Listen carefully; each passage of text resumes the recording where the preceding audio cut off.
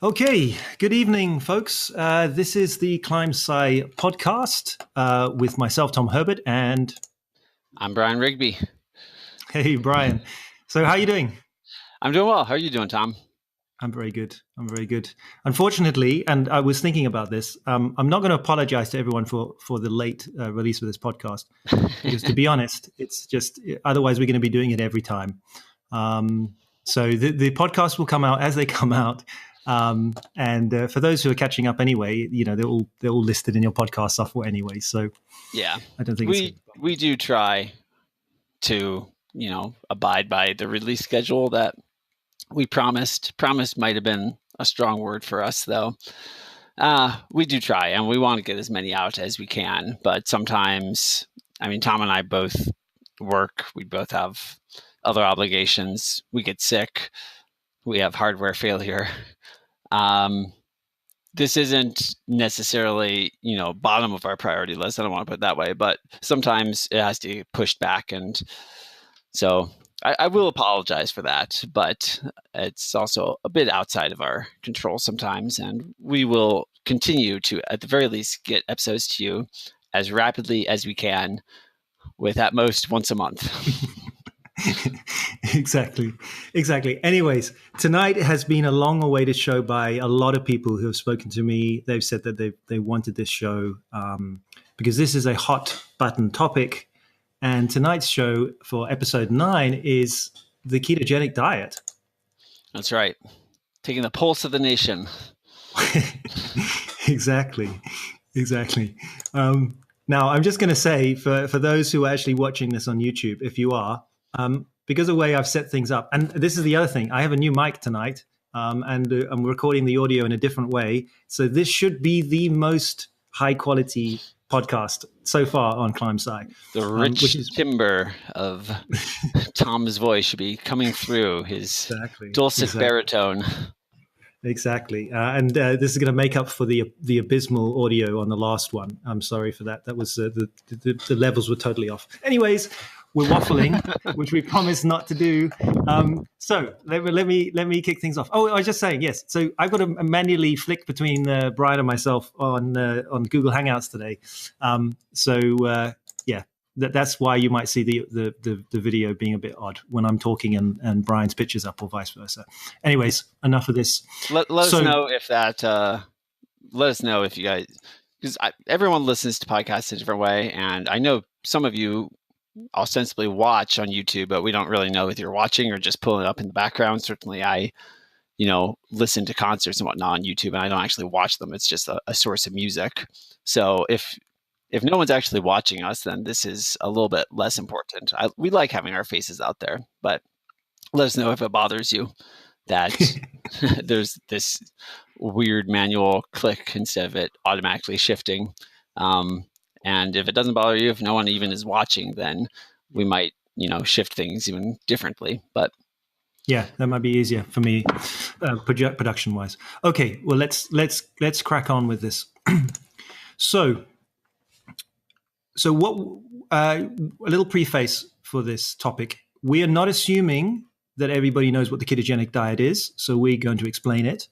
The other thing I want to preface is, though this topic is everywhere, if you have even an ear slightly to the ground of nutrition and sports nutrition and dieting and things like that, and I want you to be aware that the position that Brian and I are taking is the position based on the research as a whole.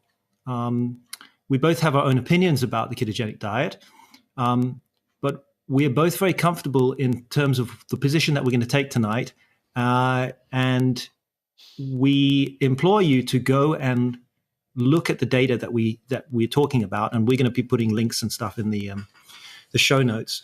The other thing I want to say is that no doubt people are going to say, oh, but obviously you don't know about so-and-so and so-and-so and so-and-so.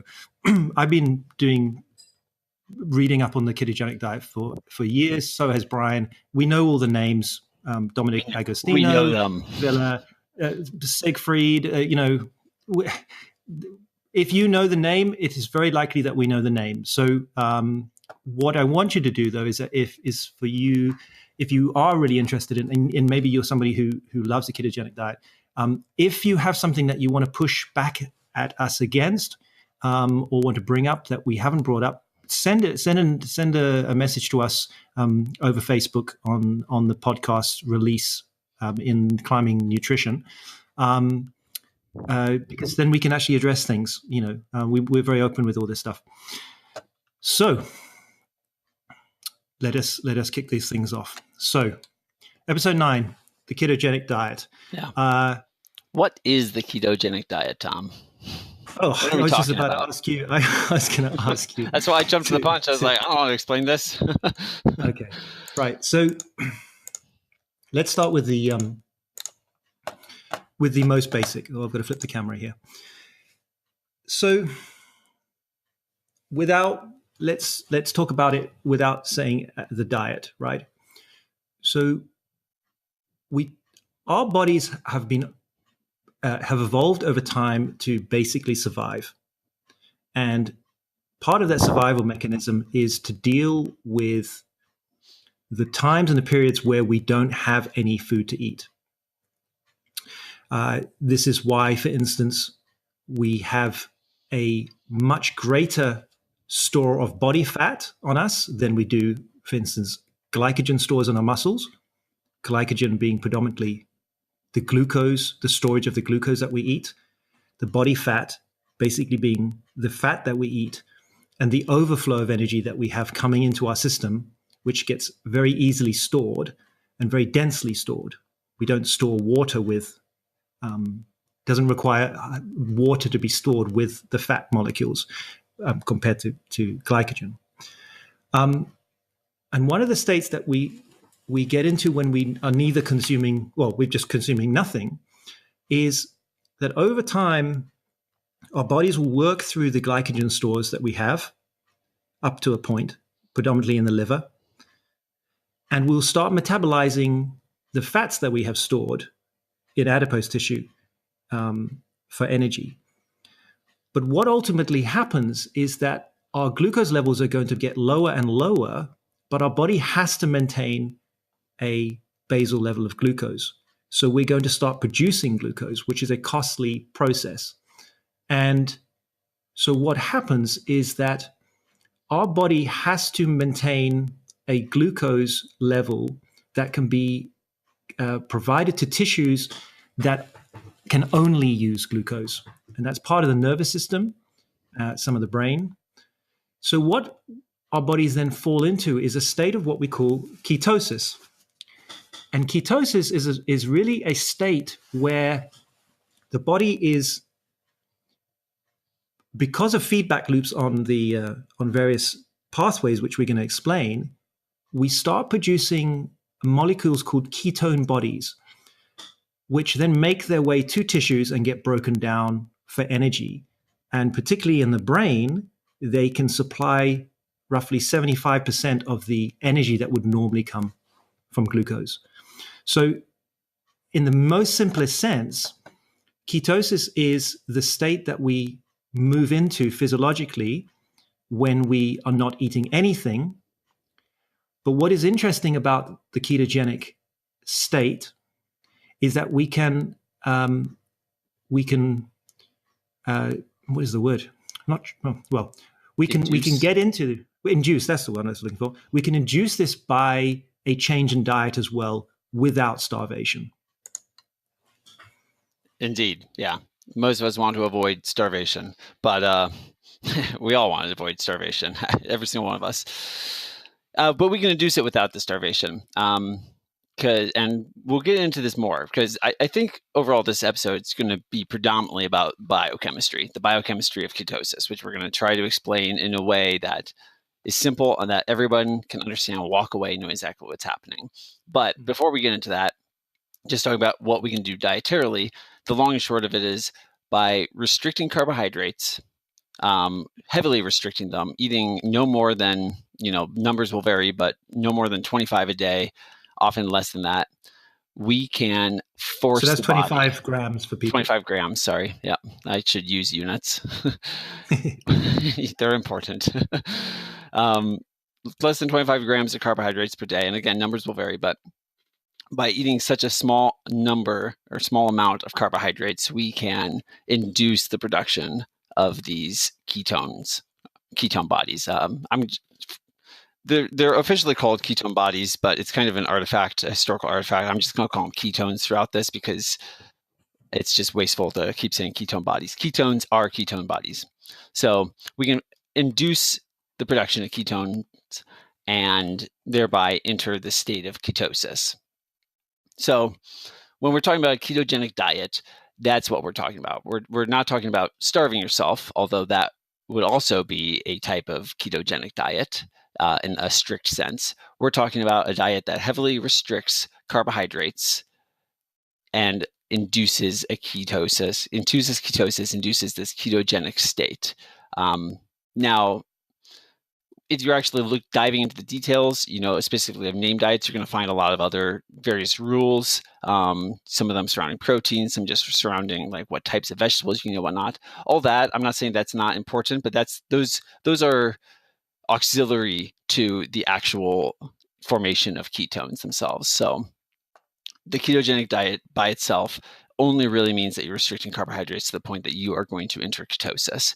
Everything else is going to be diet variable and not actually critical when it comes to ketosis or a ketogenic metabolism.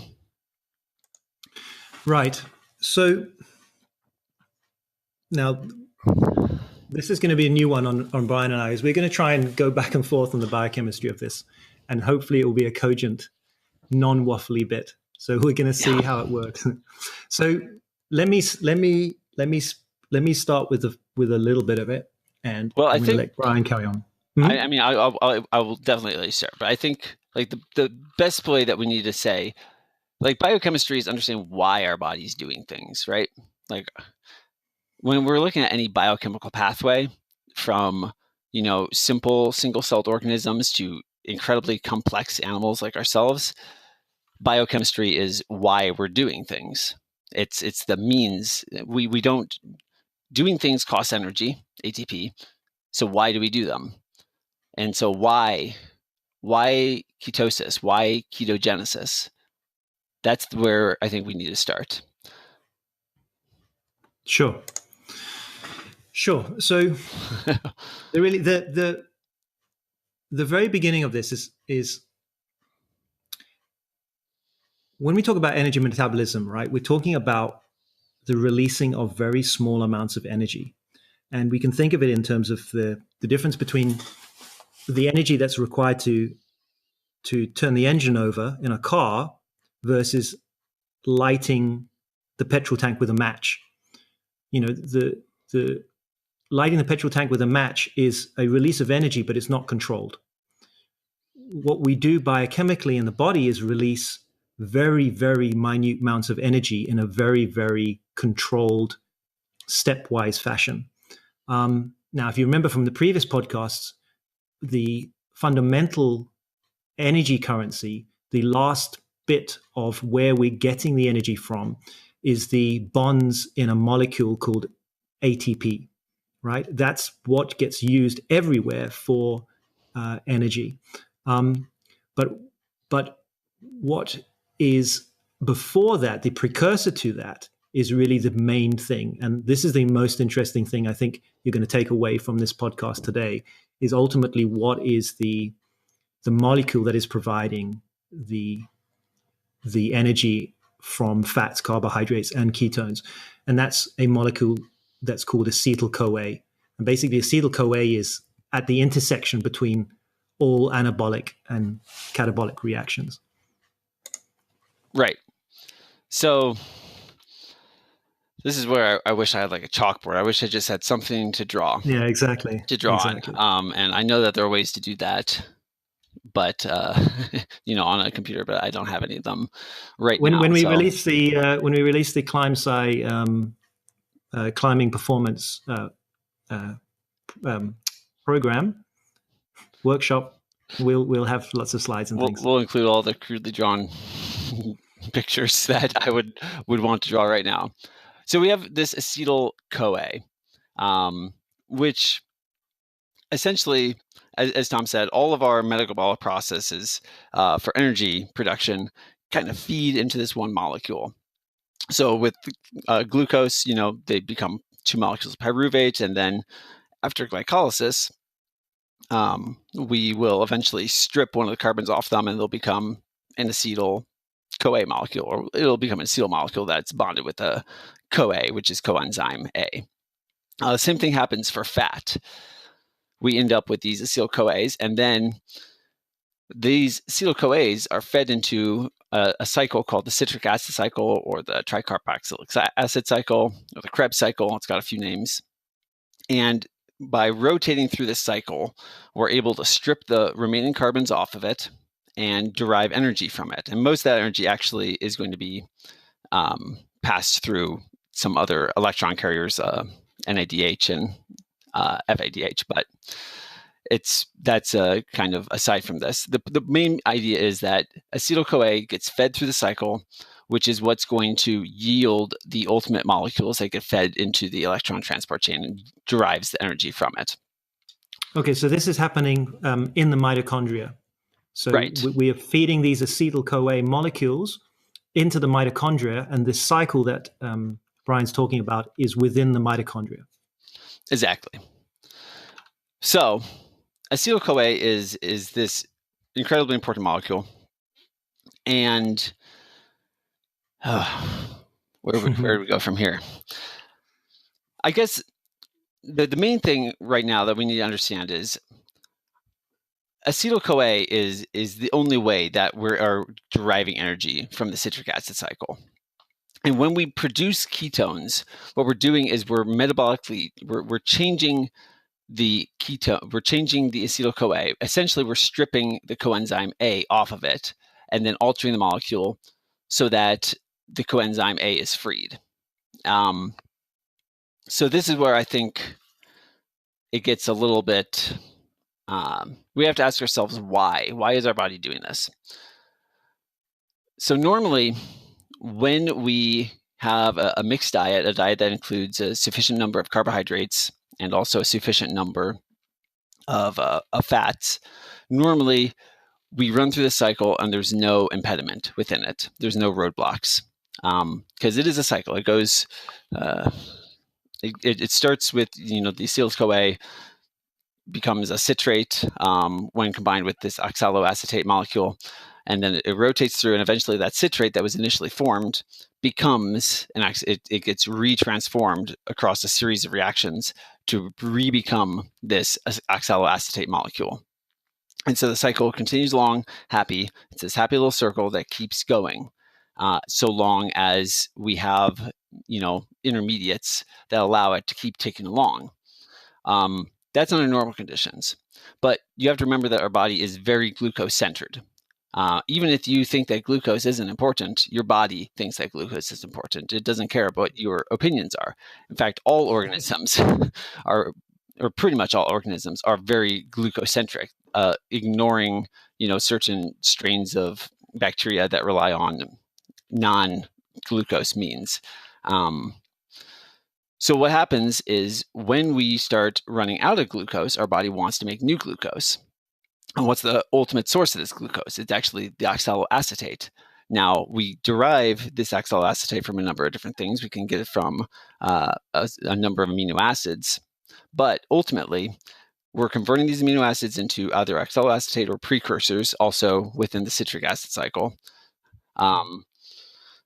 And then we're taking that oxaloacetate and we're turning it into glucose. And what happens is we start depleting our body of oxaloacetate, of this precursor molecule. And once our body becomes sufficiently depleted of it, we encounter this roadblock where there's not actually enough oxaloacetate to react with the acetyl-CoA molecule and form the first product within the citric acid cycle. Again, it's a circle, so first product is actually kind of a misnomer, but we don't have enough oxaloacetate to combine with the acetyl-CoA and produce this citrate, which will then run through the cycle. So we end up with accumulating levels of acetyl-CoA, and we're unable to use them. We'll be able to use them eventually because we're not completely out. Because again, we will combine it with a little bit and cycle it through. And we are producing glucose from these things, which are going to ostensibly produce some of these, allow us to continue feeding it. We're never completely out of oxaloacetate, but we are, low enough that there is a roadblock. And this roadblock. Yeah. So when Brian talks about levels like this, what we're just talking about is on the micro level in the cells themselves. So obviously some cells will be having large amounts than others, but these things we're talking on a biochemistry level here. So when we talk about things being low levels, these are very small micro changes. Right. We're kind of talking whole body physiology right now, not individual tissue physiology. If we're going to go into different tissues, then we're going to see a lot of different reactions and different ways of either producing energy or harnessing that energy. And it gets a little bit too narrow in spectrum. So we're talking about whole body physiology. When we say decreased levels, we just mean decrease compared to what normal would be, not necessarily, we're not going to give you units because it would be a ridiculous number still. it would be meaningless. So when I say decreased, I just mean that we've used most of this oxaloacetate to remake glucose. And why are we making glucose? I guess because it's essential. Yeah. So it's basically because it's an essential, as I said in the beginning, that the body has to have glucose for certain tissues. Exactly. Our brain really wants glucose. And even though, as we'll go into in a bit, the brain can use these ketones, it does not want to. It's never going to want to. Your biology is hardwired to want to run off of glucose. And so anytime it can produce glucose out of a molecule and you are short in glucose, it is going to do that.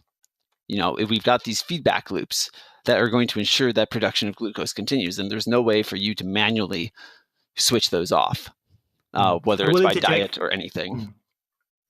I will interject, though, in case there's some smarty pants listening who wants to point this out. So there is two organs that do prefer ketones over glucose, and that's the renal cortex. So that's like the outer membrane of the kidney, and your heart actually prefers ketones. Right. But apart from that, but that will feed into later biochemistry as well, right? As we'll get to it. So now we've got where we are now is we have these accumulating levels of acetyl-CoA, and our body eventually, because we got these accumulating levels and we can't cycle them through, it actually runs out of CoA, the coenzyme A part of this, which sounds like, okay, not a big deal, right? Because eventually it'll be cycled through and that CoA will be freed up and we'll reattach it to acetyl and we'll, continue the cycle. But that's not actually quite true, because when we're looking at the source of the acetyl part of that acetyl-CoA molecule, the source is the beta. I'm going to talk about fats here. It could also be the pyruvate molecule through, glycolysis. But in our case, since we're assuming that we're talking about ketogenesis, we're assuming that we don't actually have enough glucose to be deriving that acetyl from the pyruvate. So we're getting it from beta oxidation of fats, or oxidation of fats in general, but beta oxidation covers most of the oxidation of fats. So that's the one we'll focus on. So I just want to jump in here. So the reason that we are in this state, and Brian is talking about the acetyl coming from fatty acids, right, is because fundamentally, if you remember from our previous podcast, when you consume carbohydrates, i.e. glucose, your body is going to switch to be using that glucose, right? So what happens is that your easiest way to think of it is your hormone insulin is raised, which triggers your fat stores to halt the release of fatty acids into the system. Why? Because you have glucose coming into the system. Your cells will switch from using fatty acids for fuel because glucose is available, and so it will store those fatty acids. And so the reason Brian is saying that the acetyl-CoA is building up outside of the mitochondria to enter the TCA cycle is because it's coming from fatty acids, is because we've restricted glucose. So by the restriction of glucose, that inevitably means that we are going to be having things like low levels of insulin and lipolysis, so the breakdown of fat and release of fat from our fat stores is going to be a higher. So the state, if we can say this, the state before ketosis starts kicking in is going to be a predominant fat metabolizing and mobilizing state, and this is where this is the primary source of acetyl-CoA that is being built up now. Right. So if exactly, yeah, we are, because we're not providing carbohydrates, we're obviously not burning the carbohydrates, and by just if we're burning anything at that point, then we're going to be burning fat, some proteins, but mostly fat. So we derive this acetyl-CoA from beta oxidation. And you would think that you would just stop beta oxidation, but our body actually doesn't really want to do that because we do derive a little bit of energy from the beta oxidation itself. It's not very much. It's only around 20 to 25% of the energy contained within a fat molecule. But when you're talking about a bottleneck that's already limiting how much energy you can produce because you don't have enough oxaloacetate to run things through the citric acid cycle and derive most energy, that little bit of energy that we derive from beta oxidation becomes incredibly important. But in order for beta oxidation to continue, we need coenzyme A, free coenzyme A, in order to bind with the acetyl molecule that is formed in the production of this. So the bottleneck of acetyl-CoA depletes free levels of coenzyme A, CoA, and ends up inhibiting beta oxidation. So we need that CoA freed. And this is where the ketogenic metabolism part comes in, where ketosis essentially starts happening. What ketosis does, pardon me. So I'm gonna just jump in here for folks. Okay. So this is the interesting thing that Brian's saying here, is if you followed it, is that for fat metabolism to happen, i.e., in the predominant sense, we want in terms of turning fatty acids into ATP, the majority of energy or ATP we get from metabolizing fatty acids is still through the TCA cycle. Right. This is the same cycle that glucose gets metabolized. So this is why we want to stress this, is that where do we get ATP from in the biggest sense? Through the mitochondria in the TCA cycle. How do we get that energy? We get it from either turning glucose into acetyl-CoAs, which gets shuttled into the TCA cycle if oxaloacetate is available. How do we get energy from fatty acids? We convert them into acetyl-CoA, which, if oxaloacetate is available, gets shoved into the TCA cycle. So this is where it should be interesting, is that we are in this so-called state of accumulating acetyl-CoA from fatty acids because we have no glucose coming in. But the bottleneck for glucose not being burnt in the TCA cycle is the same bottleneck for fatty acids not to be burnt in the TCA cycle. Mm-hmm. So it's not, when we start entering towards a ketogenic state, we are not burning fatty acids in an upregulated way through the TCA cycle.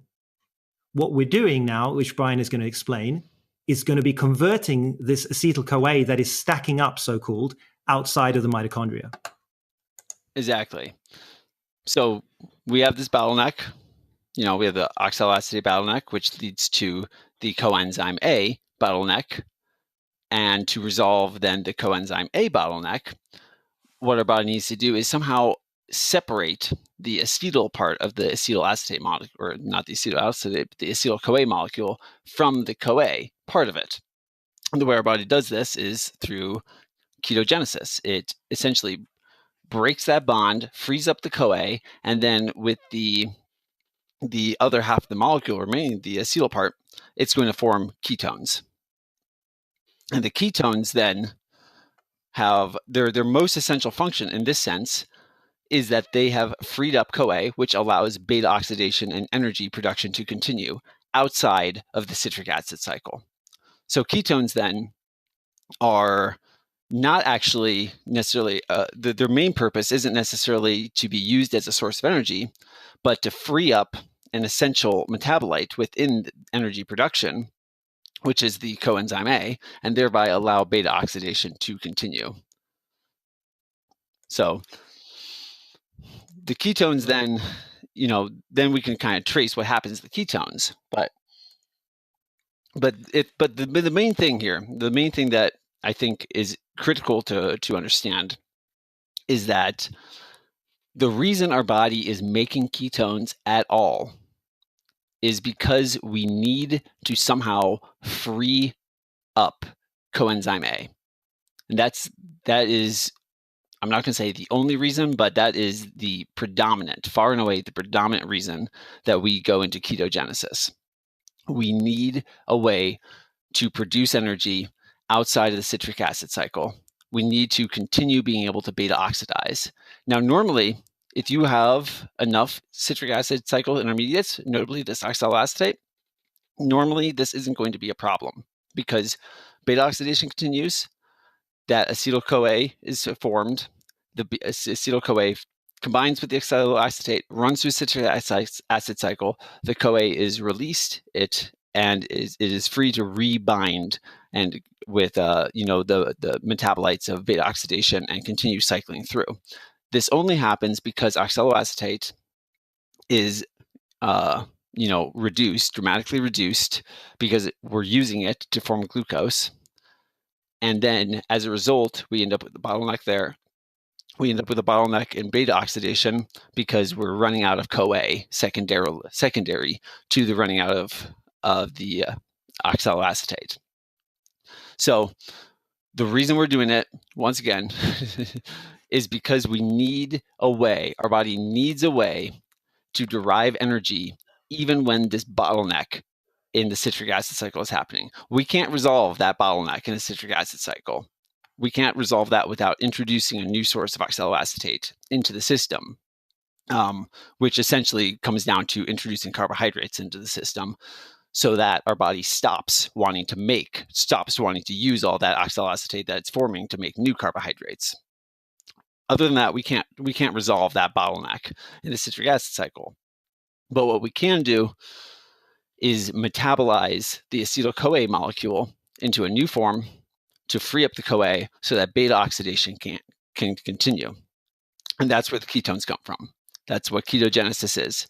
It is taking the acetyl-CoAs, breaking off the coenzyme A, and remaking a new stable molecule out of the 2 carbons that are left behind. If you are confused, don't worry. Right? There's a hell of a lot going on here. So a couple of things I just want to bring out. The ketones are made in the liver. So the liver is the primary organ that is carrying this all out. Okay, so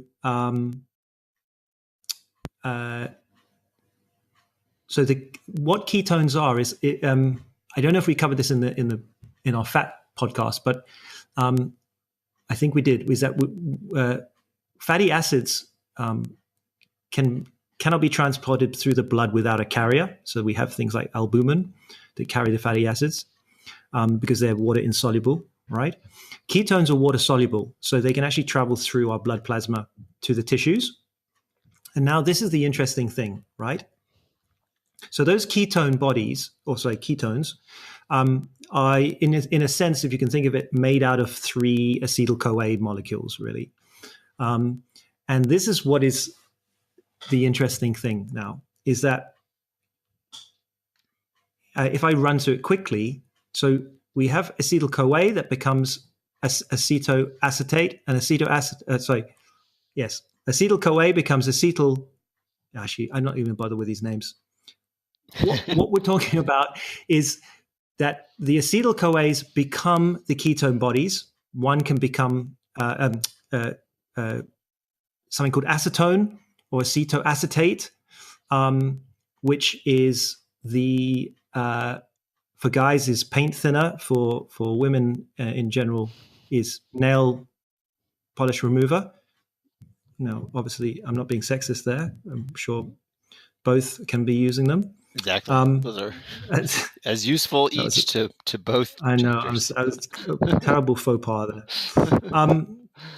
But and then what that acetone cannot be used. So once so acetate becomes acetone just by itself. It actually gets rid of a carbon dioxide, if I'm correct, and becomes acetone. And acetone we can't metabolize, so we actually expel that out in our breath. And this is why if someone is in a state of ketosis, strong ketosis, and has high levels of blood ketones, they tend to have fruity breath. That's the acetone you can smell on the breath. Yeah. And the reason I'm saying what the interesting bit about this is that when these ketone bodies, so the other one is the most common one, which you're going to see around or hear, is something called beta hydroxybutyrate, and that's formed from acetoacetate, which then gets reduced to beta hydroxybutyrate. So when in the states of ketosis, you're going to have varying levels of acetoacetate and beta hydroxybutyrate, depending on how much is being reduced to acetone and things like that. But anyways, say we're talking about beta hydroxybutyrate, which is the kind of darling that everybody tests for. Once that gets to the tissues, right, that require energy, this is the clincher. That beta hydroxybutyrate gets converted back to acetoacetate. That acetoacetate gets converted back to acetyl CoA, and then that becomes acetyl CoA again. So this is the cool thing about it, right? Glucose becomes acetyl CoA, which gets shuttled into the TCA cycle that ultimately produces ATP. Fat you store in your body or you consume gets broken down to form acetyl CoA, which gets shuttled into the TCA cycle to be used for energy. When we have the bottleneck, which Brian has kindly explained, we produce ketone bodies. The ketone bodies get broken down into, hey, whoa, acetyl CoA, which then gets shuttled into the TCA cycle. So this is where we really want to stress that ultimately we have these steps in terms of energy provision. We have ATP, which is the final energy provision, right? And then we have the acetyl CoA, which is its kind of is the big parent molecule, right? And ultimately, all of these energy systems come to play the same part, but they are all regulated by the products and byproducts of one or the other. The body's trying to find a level of homeostasis to provide the energy that it's required, and it will do that through these feedback mechanisms. When something is high, something else is low, and vice versa. When we are never really, unless there's something wrong metabolically, in a state where all of these things are high at the same time. People who have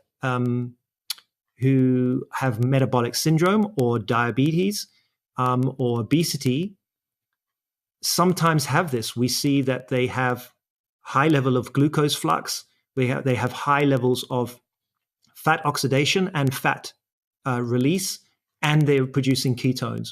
But this is not a normal state. This is not a healthy state.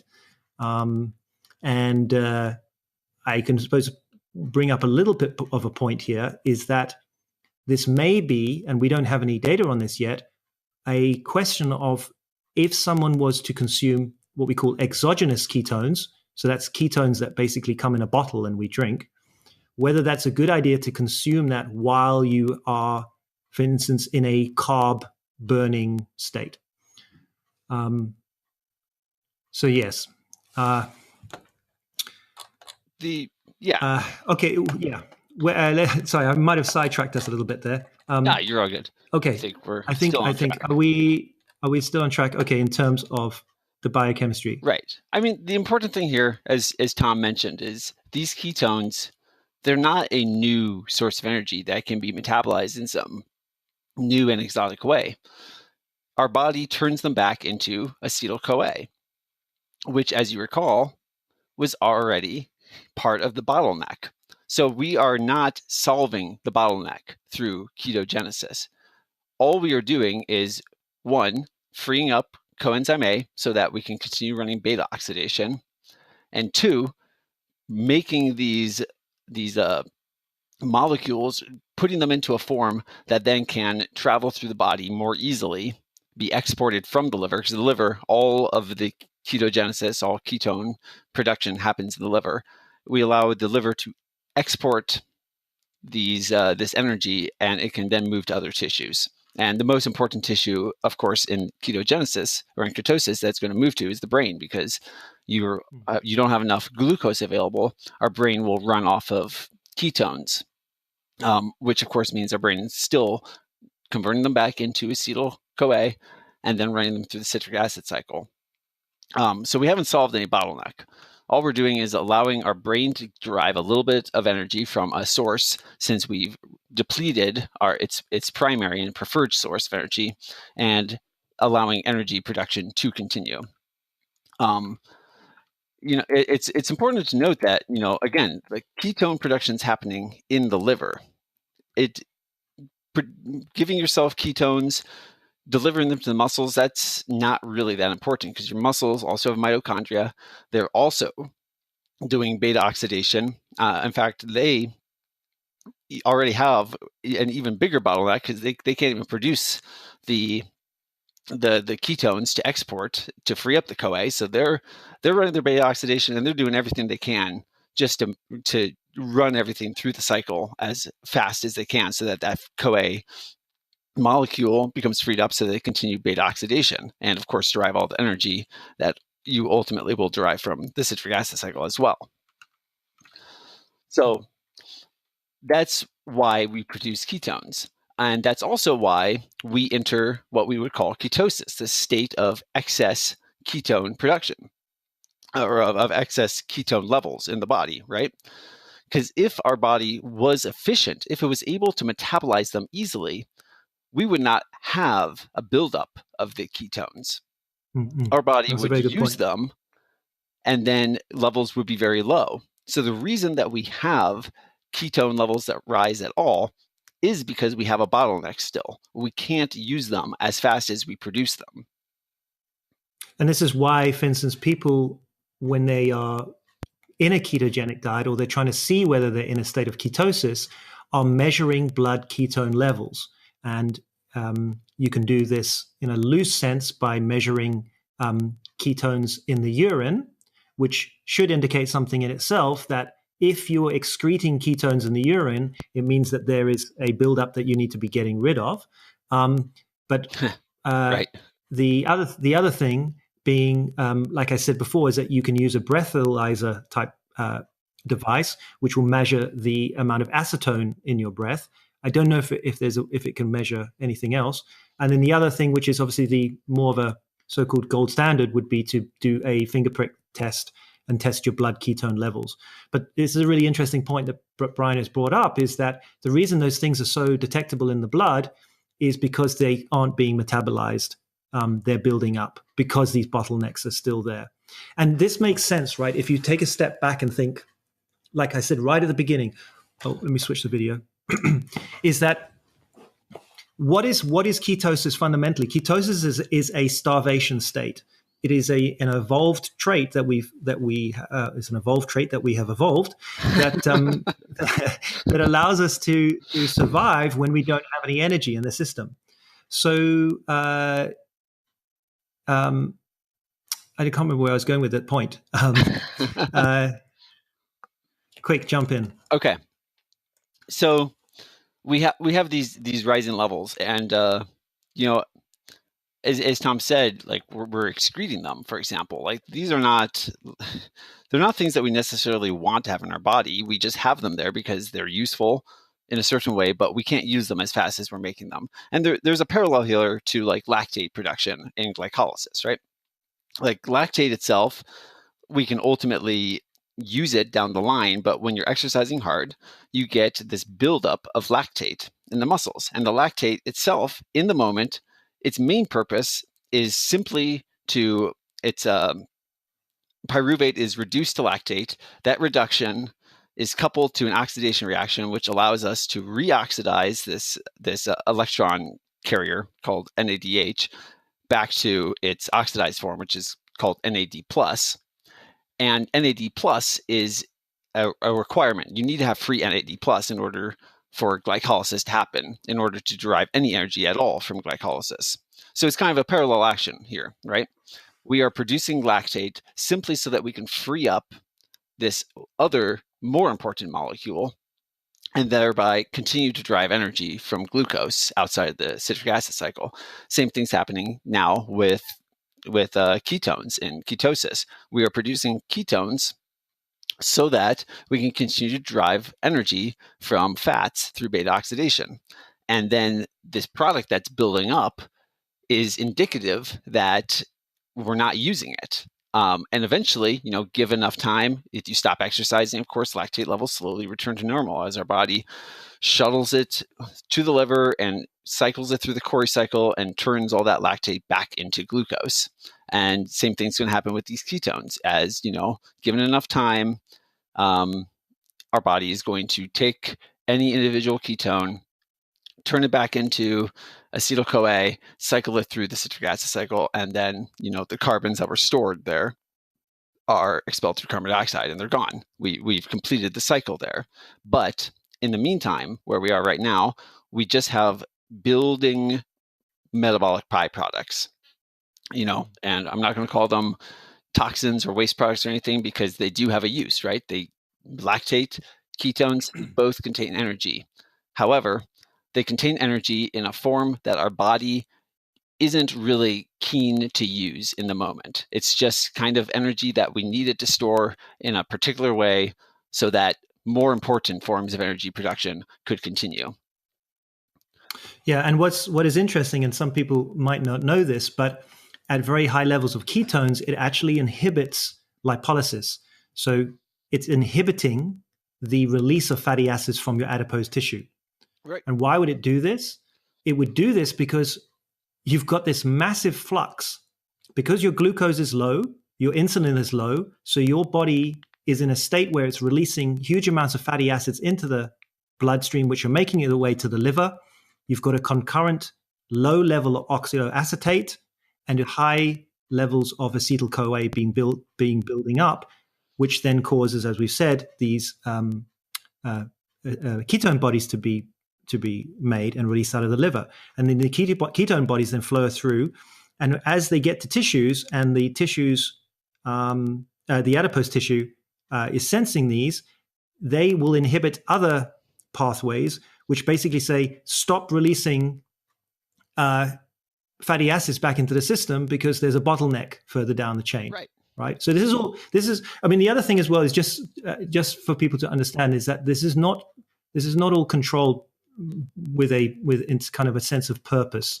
We talk about this, the body and pathways and things, almost like there is an intelligence going on, but it's not. It's just a massive soup of chemical reactions, and these chemical reactions are all happening to balance each other out. Right. So conditions the easiest way favorable when certain other conditions are met, and then that reaction is more likely to happen.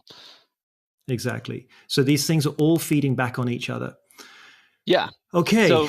So I mean, I guess a final point that I'd like to make with ketosis and ketogenesis is that if you feed, a classic example of just what a ketogenic diet for a human might look like is just eating meat, right?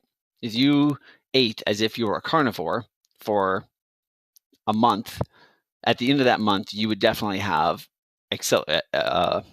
high levels of ketones, right? We're assuming we're not going to worry about any of the other potentially negative effects of eating such a diet, vitamin and mineral status and any of that. Just as far as as far as ketones go, if you only ate meat, at the end of the month, you would be in ketosis. So I think a lot of people assume that obligate carnivores, animals that have to eat meat to survive, and carbohydrates are very few and far between in their diet. Basically, they only come from, the glycogen and muscle tissue that from the prey that they're consuming. I think a lot of people assume that these animals are in ketosis all the time. But the reality is ketosis across nature is incredibly rare. And it's incredibly rare because it's a dysfunction. It's what happens when you have a bottleneck. It's what happens when your body is unable to continue doing the cycles that it wants to do to produce energy. Oh snap! That's a harsh way to put it. I'm not trying to be harsh. It's just no, I know. I'm on your side. Our body I'm on your side, but people does not want to make ketones.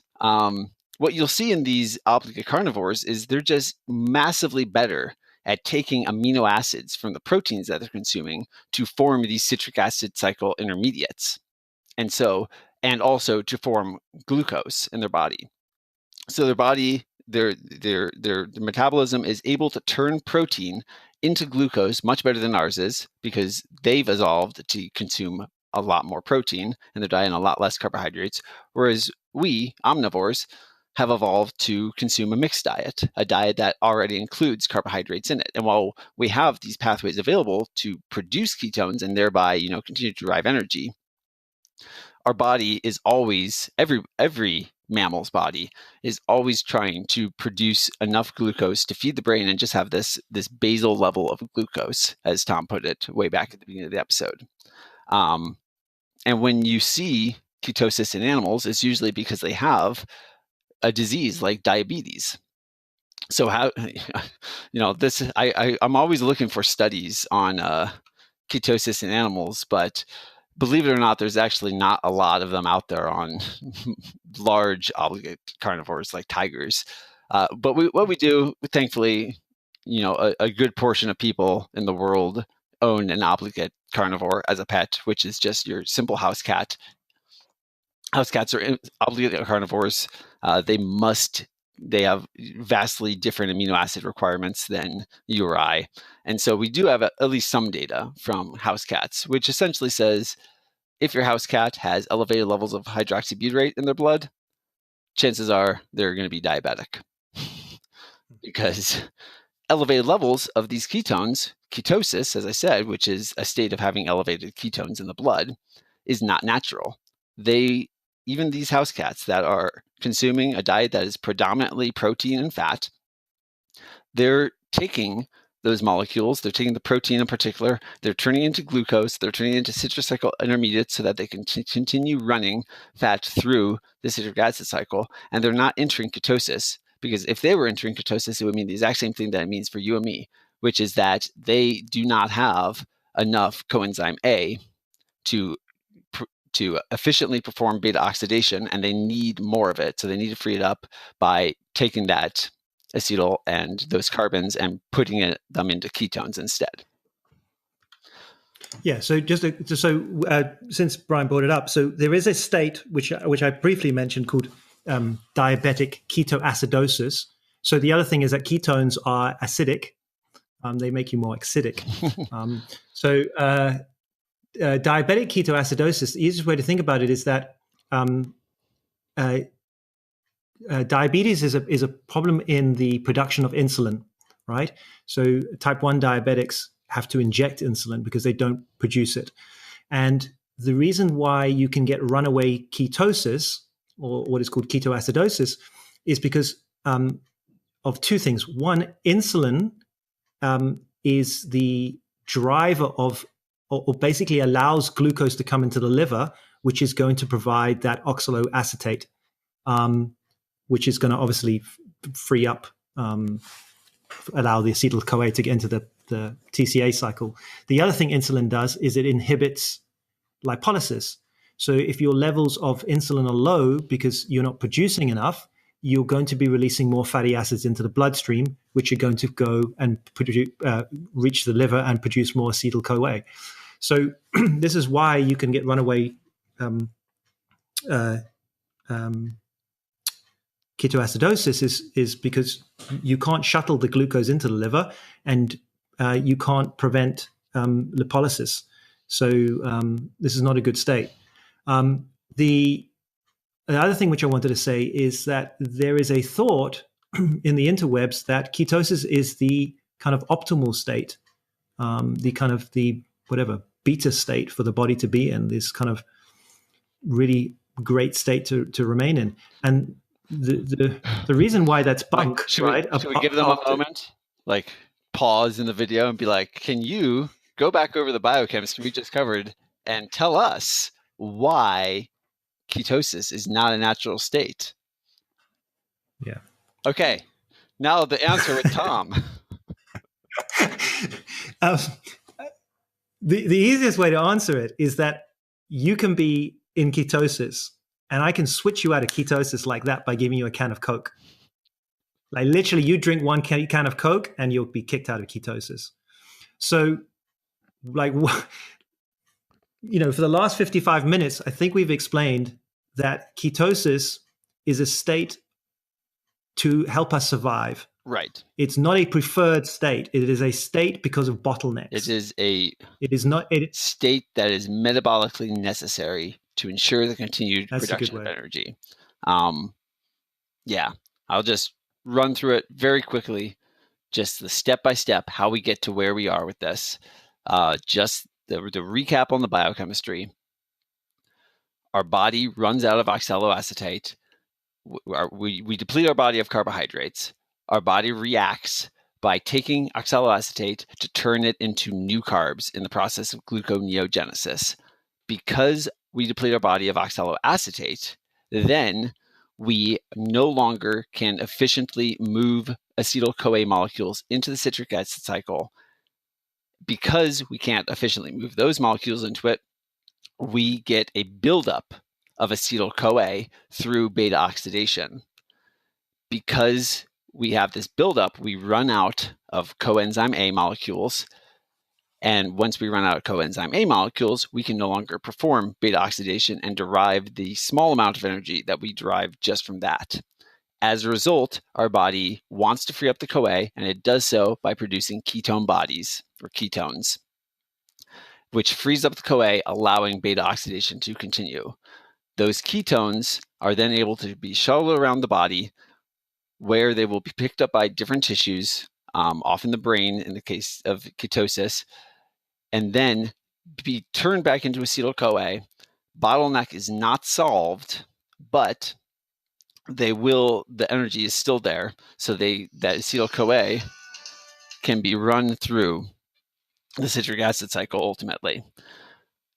At the same time, lipolysis will potentially start decreasing because our body, with this buildup and this inhibition, this lack of free CoA, is saying, hey, we don't actually need, now we got all this buildup of ketones that we need to get rid of.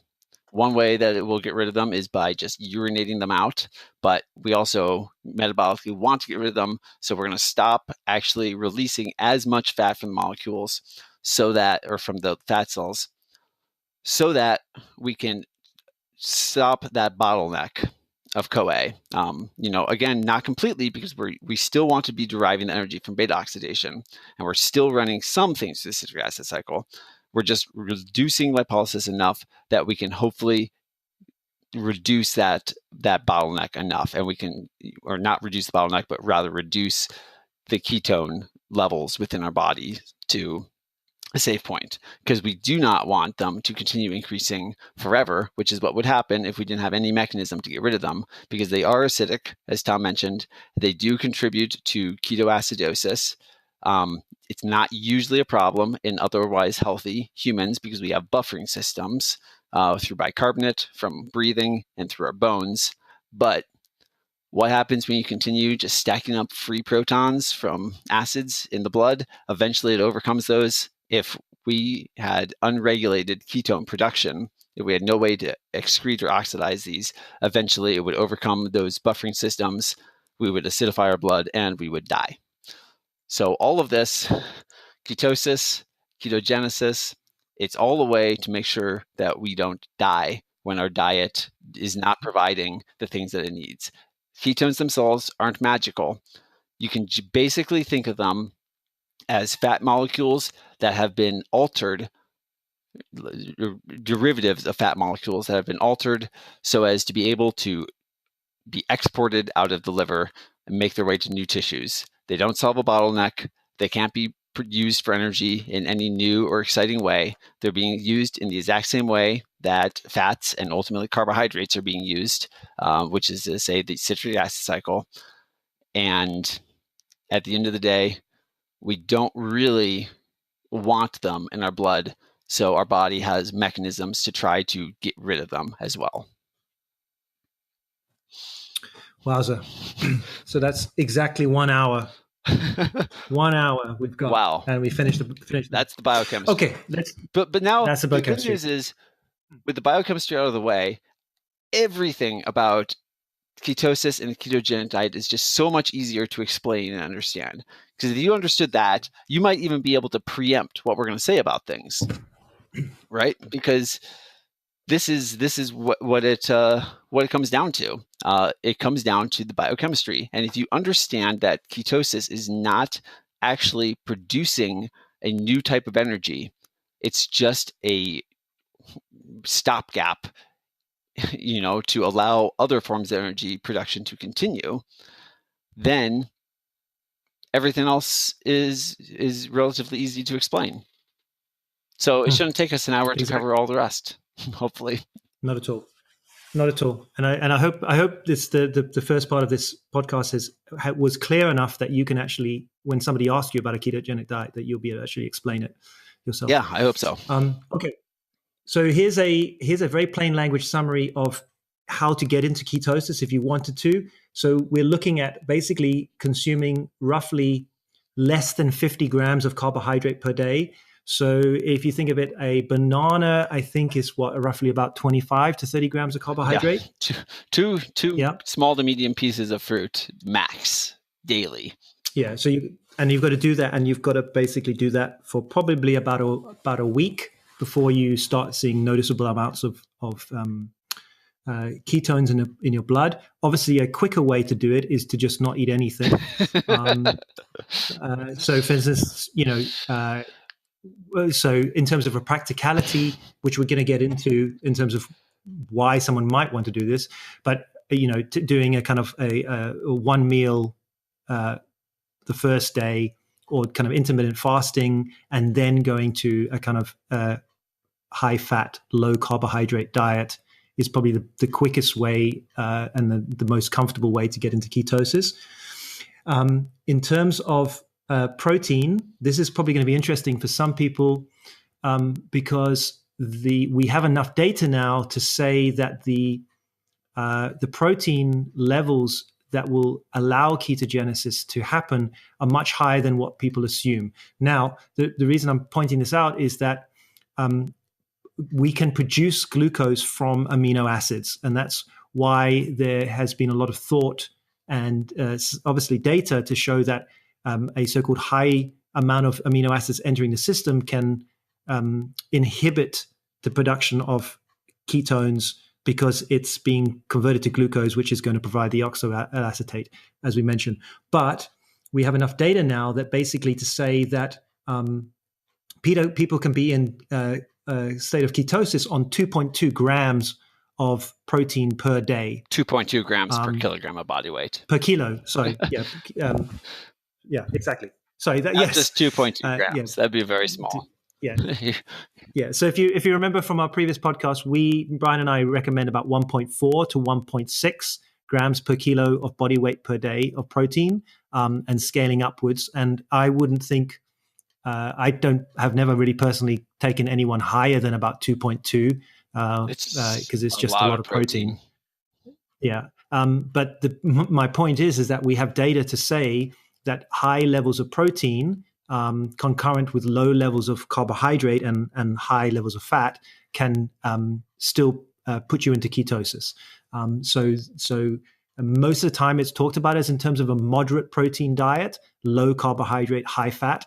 And obviously the reason that a ketogenic diet is high fat, which is why you see everyone eating bacon and avocados the whole time and cheese and things like that, is because you still got to supply energy from somewhere.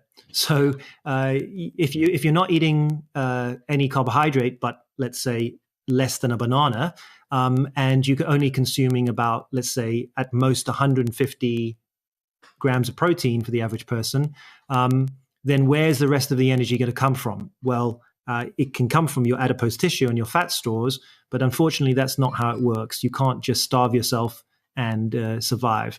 So you have to consume a lot of fat, and we're looking at probably upwards from about 120 to 170, because you're looking at about 70% to 80% fat in your diet in terms of calories. Mm-hmm. Yeah. So that's really it. Ketogenic diet in a nutshell is really low to very low carbohydrate, and the easiest way to think about it is just don't consume anything that has starchy carbohydrate or sugars. So it would be mainly the kind of leafy green vegetables. Mm-hmm.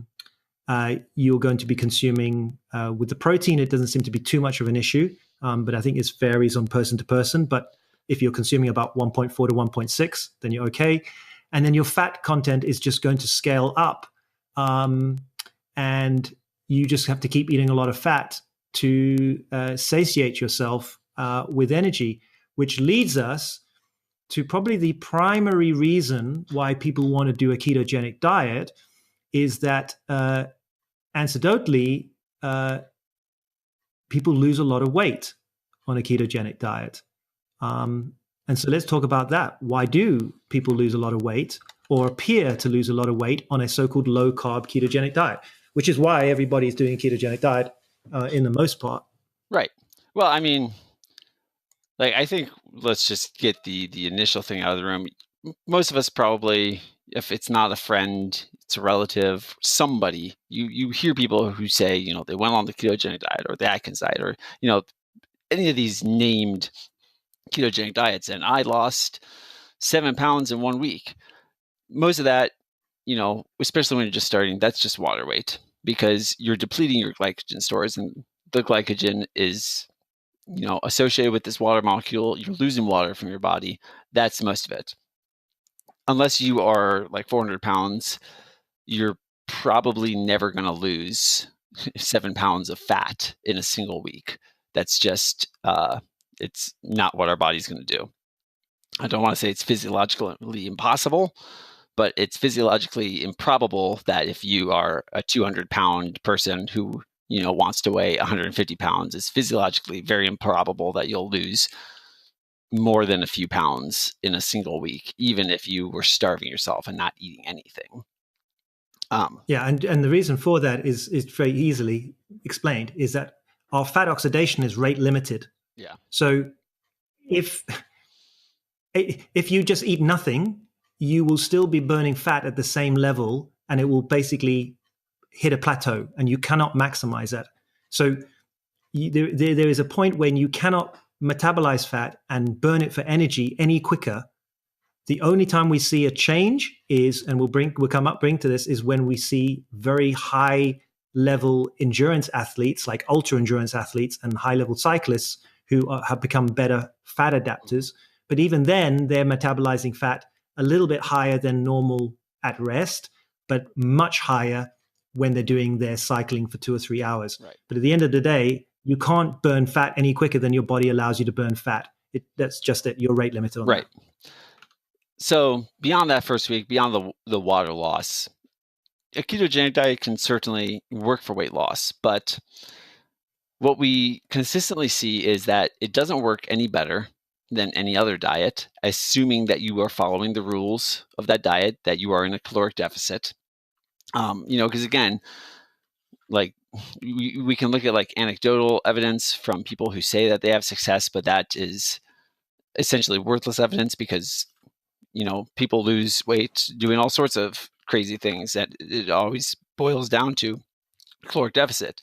From like meta-analyses of studies, things that compare prescribed, administered, and overseen diets, we can say that a ketogenic diet doesn't do any better than a diet that would be like a high carbohydrate weight loss diet, for example.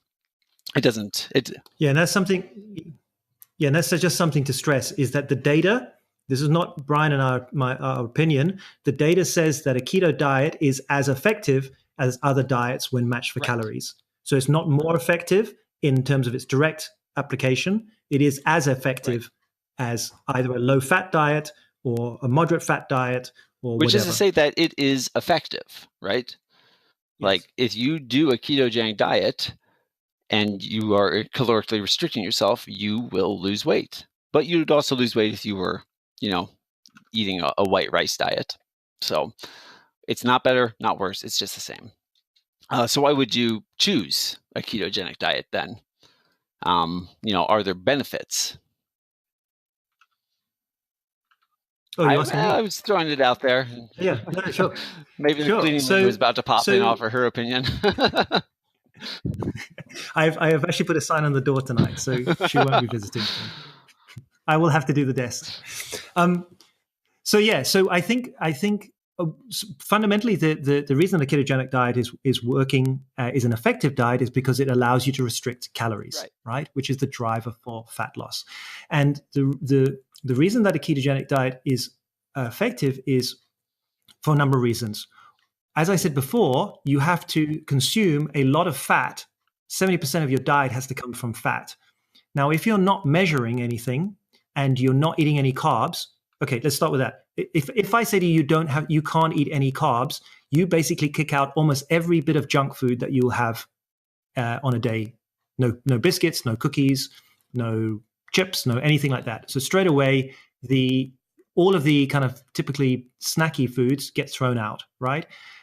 You will increase your protein because now you need something basically to chew on, right? So your protein consumption goes up. And protein consumption is one of the major drivers for weight loss across all studies, which is why matching protein in research is so important. If you're comparing two studies for weight loss and the protein is different between the two studies, that's a confounding factor, and it can affect to show that you can't compare these two.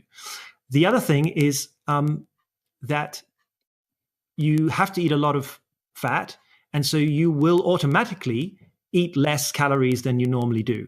And the reason being is because it's just very difficult to just keep eating the fat and measuring how much fat you're eating. So what happens is that you have increased protein, which is very palatable. Is very satiating, meaning that you will be less hungry. You don't have permission to eat any snacks apart from high fat ones and low carbohydrate. So you're going to be eating less of those as well. Plus, you're probably not weighing and measuring your fat. So you're going to feel satiated, and that's going to cause the energy deficit. The other thing that the ketogenic diet does is it's very liberating in terms of the food choice that has been typically assumed to be bad for you. So with ketogenic diets, you're eating lots of rich, very tasty, very flavorful foods. So you're having steak with butter, or you're having bacon, or you're having lots of avocados, and you're having lots of nuts and lots of olive oil. You're lacing your kind of green, low-carb salads with lots of dressings of oil and things like that. So the reason why it's a very effective diet, and I really think it is an effective diet for certain people, is that it just feels that you're eating really delicious foods. Obviously, if you're a vegan, you can do a vegan version of a ketogenic diet, but that's just going to be very hard. But the thing is that you are now allowed to eat a lot of the things which have been typically said are a no-no if you're wanting to lose weight, but you lose a lot of weight. Why? Because you're feeling satisfied, your mood is better, you don't feel like you're restricting, you're very satiated, and you have a rigidity to it. And it just gives you some rules, and it allows you to a lot of freedom in terms of that. But then there are downsides as well that go along with it. So, for every person that is going to do great on it because it allows them to eat in this way that they find very satisfying, there's people who, won't necessarily find it palatable, like vegans. Chances are you're not going to find a very palatable vegan ketogenic diet. Not everybody wants to eat a diet that is rich in rich foods. So, a lack of palatability of the diet is actually also a reason why a lot of people don't do well on it. People get GI symptoms fairly routinely on ketogenic diet because you're usually eating a very low fiber diet. You're just you're changing your diet sufficiently enough and in a large enough way that it has effects on your gut microbiota, and that is going to change the balance of the microbes down there, and it's going to potentially cause one to overpopulate or one to go down, and you could end up with more gas than normal, more bloating, or cramping, because of gas retention. And then there's also just the rigidity, like not only not having a very clear set of rules is liberating in some ways because it makes it very easy to make decisions, but it's also very restricting. And rigidity can lead people to move off of diets, because what happens when you're invited, out to dinner by some friends, or you go to a friend's house and they're making dinner? It becomes very challenging in certain situations to actually adapt your diet to, because there is you can't adapt a ketogenic diet. It is what it is. And so in certain situations, you find it impossible to eat anything that actually fulfills those rules. I don't want to get too much into it because we will do a weight loss episode. And what we're talking about here is basically the advantage and drawback of any diet. So I don't want to get too far into it, but I think it's suffice to say that it can work for weight loss, but it's not necessarily going to work for everybody, and it's not better or worse than any other diet. So if you enjoy eating a ketogenic diet, if you want to try it out, go ahead, try it out. But don't feel like it's the only way that you can possibly lose weight, because it's not. Yeah, exactly. I do want to just bring up the fiber thing, because I know some people will push back against it. Yeah, we are aware that if you were set up a good ketogenic diet where you were consuming a lot of non-starchy veg, then you can facilitate fiber coming into your diet. The question is whether or not you're going to get the whole gamut of soluble and insoluble fibers, because you're restricting the carbohydrates. So we're not saying. That's why I changed the message from moved away from fiber into you're changing your gut microbiota. Anytime you have a large dietary shift, you will change the gut microbiota, and that's the bigger cause of GI complaints in this context. Yeah. Okay, so I think I've got a bullet point here in terms of, and we don't have to go too long on this, but I think I'll just sum it, is that basically when we look at the holding on to lean body mass, so obviously the main thing we want with weight loss is to lose fat and hold on to our muscle tissue. From looking at the research, basically in the short term, more lean mass, so that's water and glycogen and protein, is lost with a ketogenic diet compared to another more balanced diet. And in the long term, unfortunately, more lean mass is lost with a keto. So it is not a great preservation diet. It's not more effective for holding us a lean body mass than a more balanced or a different approach. And now let's move into the main thrust, I think, of what we're looking at in terms of a ClimbSci podcast for the ketogenic diet. Oh man! So okay, so let's talk about aerobic performance first. Okay. Sure. Well, let's. I think we can just go. Yeah, you're right. I mean, it doesn't matter where we start. No, sure. Okay, so how can we say this? Well, let's lead them back from where we finished with the biochemistry, which is, are we producing a new type of energy that we can use with ketones? No. We have not solved any bottlenecks. We have not produced a new form of energy that can be metabolized in a new way. We are essentially metabolizing ketones in the same way that we metabolize fat, or aerobically metabolize fat, or aerobically metabolize carbohydrates.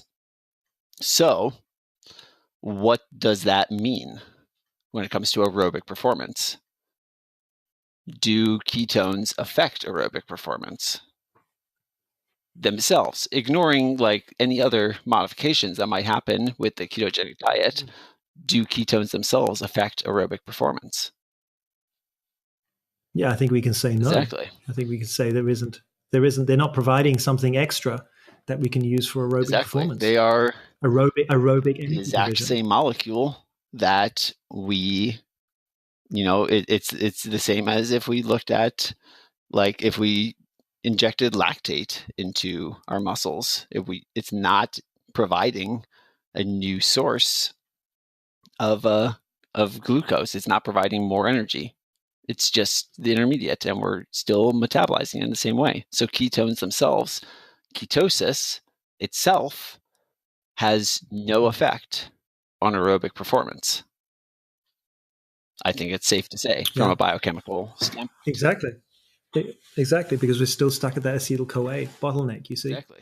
So the question is everyone will be like going, wait, hold on. What about all these low-carb athletes who are now moved to low-carb ketogenic diets purely because they want to improve their aerobic performance, their long duration aerobic performance, their time to fatigue? Right. What are we doing there? What is it the ketones that they're chasing, or is it something else, something else that actually is helping them in some sense? Right. So, I mean, I think I would say psychologically, probably most of them are chasing ketones, but what's actually giving them that performance? If they're deriving a performance benefit, which we've talked a little bit about before, just in terms of whether it does provide an actual advantage or whether it's all psychological, because you can't ever compare how you perform on two different diets, on the same day. That's the type of split testing that's not available to a human in real life. So, assuming that there is a benefit, where is that benefit coming from if it's not coming from ketones themselves or ketosis? Go. You want? Okay. So I keep asking these questions. And I don't know if they're rhetorical or you're asking the audience. Or do you want me to take it? Yeah, I you can take take it. Okay. So I think this is where you're going with it. So what we do know from data, right, is that when we restrict carbohydrates, we can cause an adaptation to happen in the cells. And this is in terms of the mitochondria, in terms of enzymes that are being produced, and in terms of switching on and off various pathways, which we've already spoken about. Concurrently with that, if you're on a low carbohydrate diet and you're not supplying glucose, you're going to be supplying a great amount of fatty acids to the body. So your body always gets good at what, in a simpler sense, what you feed it.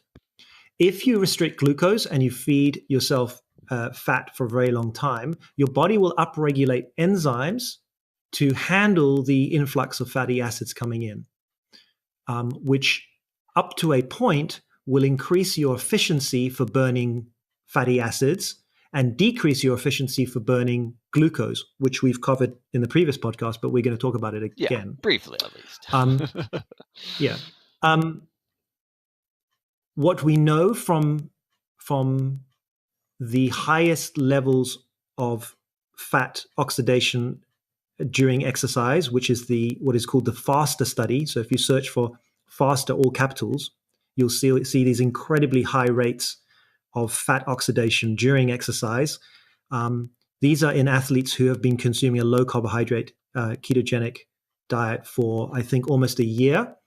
And what they found is that they metabolize a very, very high amount of fat. I think it was like 1.4 to 1.8 or something grams per minute or something like that. It was incredibly high compared to us, which are burning about 0.1 at rest. And then I think at the most we'll burn is about 1 at exercise, right? These guys are almost doubling fat oxidation. But in this study, what they found was that these guys could ride for longer without fatigue because their ability to provide high energy or higher percentage of energy from fat helped them. But what it doesn't show, and what all studies don't show, is that there is a performance benefit to being better at fat oxidation. So going back to now the main question, athletes who are using a ketogenic diet to improve their aerobic performance, the benefit is not coming from the ketones, as we've explained. The benefit, in the most part, which I think Brian and I will agree on, is that you are adapting your tissues to use a higher level of fatty acids or have a higher fat oxidation at higher intensities, but up to a point. Right. Exactly. If you're going to derive any benefit from ketosis, it's not actually a benefit of ketosis. It's just the benefit of having a higher fat diet. Your body burns fuel in the proportion of how you give it to it. If you consume primarily carbohydrates, your body learns how to burn carbohydrates efficiently. If it's a mixed diet, it's a mix of the enzymes that allow you to metabolize these. And if you consume mostly fat, then you will burn mostly fat. And a ketogenic diet, by nature, is a diet high in fat and low in carbohydrates. So if you derive a benefit, it is not because you are in ketosis. It is because you have increased fat in your diet and have learned how to more efficiently burn that fat. Now, we've already discussed in other episodes, and I recommend you go back. Probably the carbohydrate episode is the best place about why this is not actually probably not going to be beneficial, especially for a climber. You might be able to make more of a case for an ultra endurance athlete, but for climbers, probably you're not going to derive a lot of performance benefit from being able to more efficiently burn fat. And that's because climbing is, by its nature, high intensity. And high intensity exercise requires faster energy sources. And those faster energy sources are predominantly they're predominantly anaerobic. They're all anaerobic, and carbohydrates fuel them.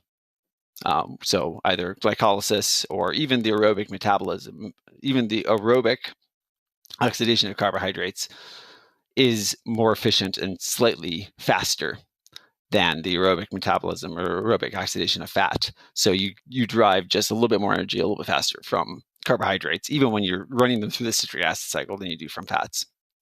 So would you expect a person that is on a non-ketogenic high-fat diet to experience the same level of performance as somebody who went all the way to ketogenic? This is not rhetorical. This is straight to you, Tom. I would say, yeah, within reason. I think if, for instance, say you had someone who was increasing their training volume, and what you did is you kept their protein and carbohydrate consumption the same. Mm-hmm. But what you did is you slowly increased their fat intake coming in to match the calories of their training. And let's say you managed to push them to expend, let's say, 800 more calories a day through their training load, and you just supplied that with extra fat. I think at some level, yes, you are actually going to be upregulating some of the same enzymes that are going to be beneficial for increasing fat metabolism. And the reason being is that the greater proportion of the calories of your diet are going to be coming in from fat. Yeah, that's what I think as well. I think that if you're trying, like if this is a goal of yours, and again, I'm not necessarily saying it should be a goal. In fact, I'm saying it probably shouldn't be, I would say. But if your goal was to become fat adapted, you don't need to go all the way to a ketogenic diet to do that. You just need to reduce the carbohydrate load. And in fact, and this is just hypothetical at this point, I think it's a pretty solid hypothesis that if you took two athletes, one of whom, or it's too wide, if you took the same athlete and you had the choice of giving them a fully ketogenic diet or a diet that contained carbohydrates, but very, very much lower than normal, but more than enough to prevent ketosis, like maybe 100 grams per day or 75 even, the athlete that is consuming the carbohydrate, I think, would have a slight performance advantage over the ketogenic one. Not necessarily because the carbohydrates themselves are providing a significant amount of energy, but because they are allowing the body to continue to not use the oxalo, not deplete the oxaloacetate, and thereby not create the same level of bottlenecking within the citric acid cycle. So that's my hypothesis there. Yeah. I think that all other things aside, having even a little bit of carbohydrate in the diet is going to ensure that you have less bottlenecking happening in the energy production systems. Yeah. And the other thing that it's going to do is provide less stress to the body. And I'm not going to go into this, but basically gluconeogenesis is a costly thing. And it also relies on cortisol. So cortisol is generally the stress hormone. So cortisol rises as carbohydrate is decreased, and for good reasons, because that's the part of the trigger for gluconeogenesis. And it's also part of the kind of fight and flight, meaning if your glucose is lower and your cortisol is rising and your gluconeogenesis is increasing, I need to switch the camera, you're most likely going to be in a state of nearing starvation. So you need to be, on your guard to go and try and find food. So this is kind of the evolutionary thing of that. Here's an interesting thing, and there's a very well-known proponent of the ketogenic diet and makes a lot of money off it. And the other day I posted in the Sports Nutrition Forum a supplement that he produced in 2016. And what is quite incredible about this supplement is that it's an oxaloacetate supplement.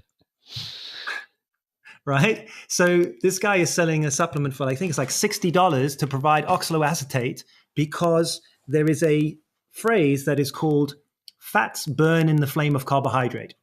And what that is really the fact that, as we've said, is that the cycle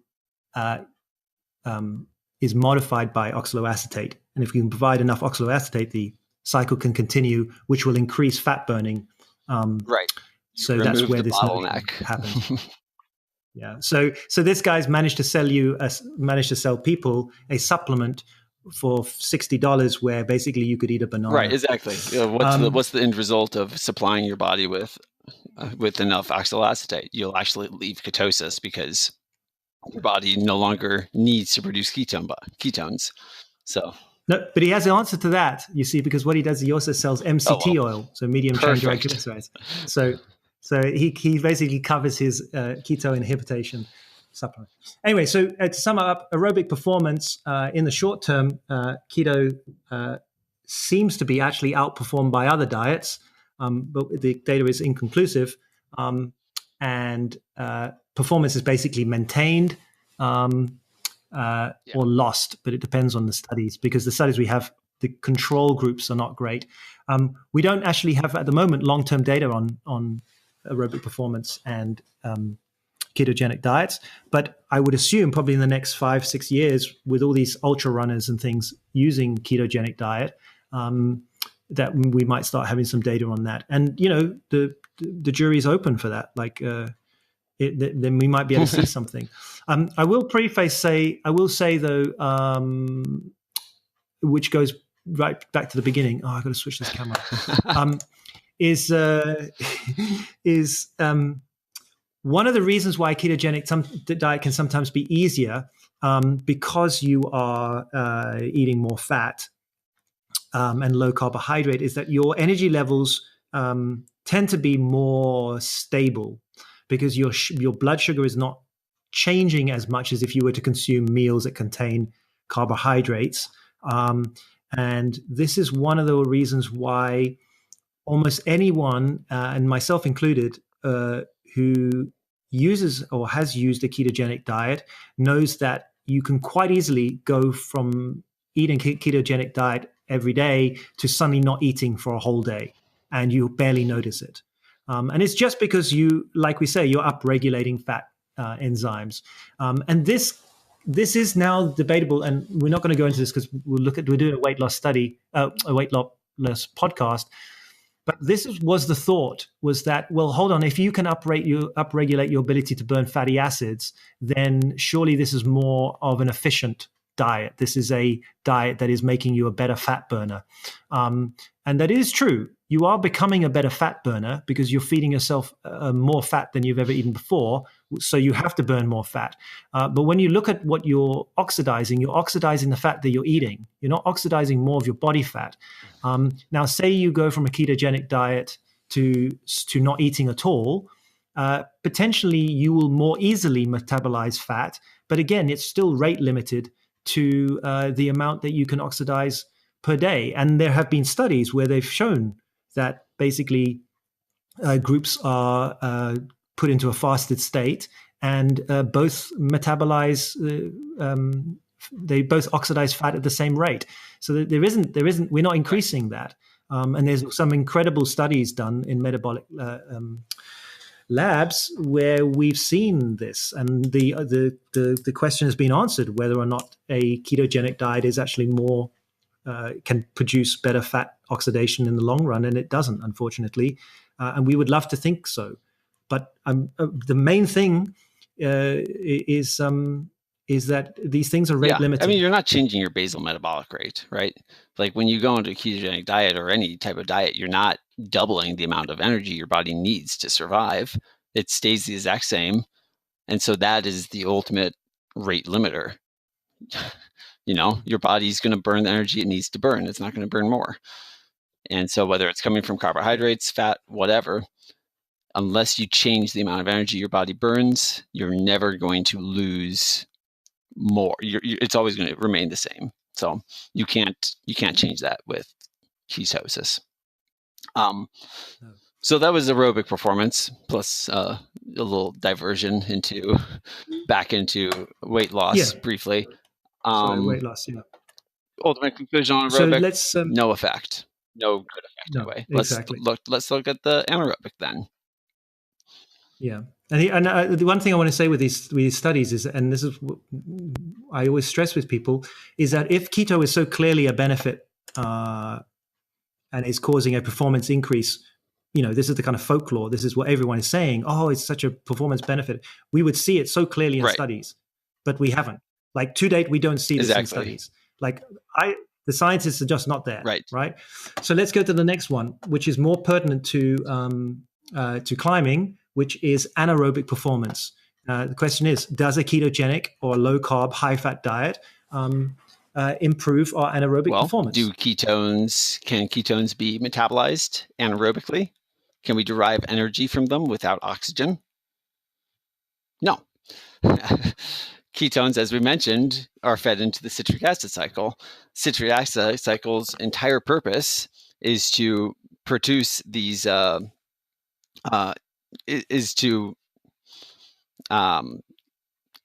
transfer electrons to these electron carriers, the NADH and FADH2, or NAD plus and FADH2, and then those are oxidized, or those are fed through the electron transport chain with the final electron acceptor as oxygen.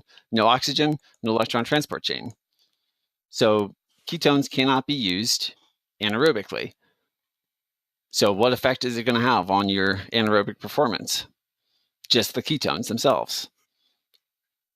I mean, it may, in its sense, allow more glucose to go to the other tissues because they are being used by the brain.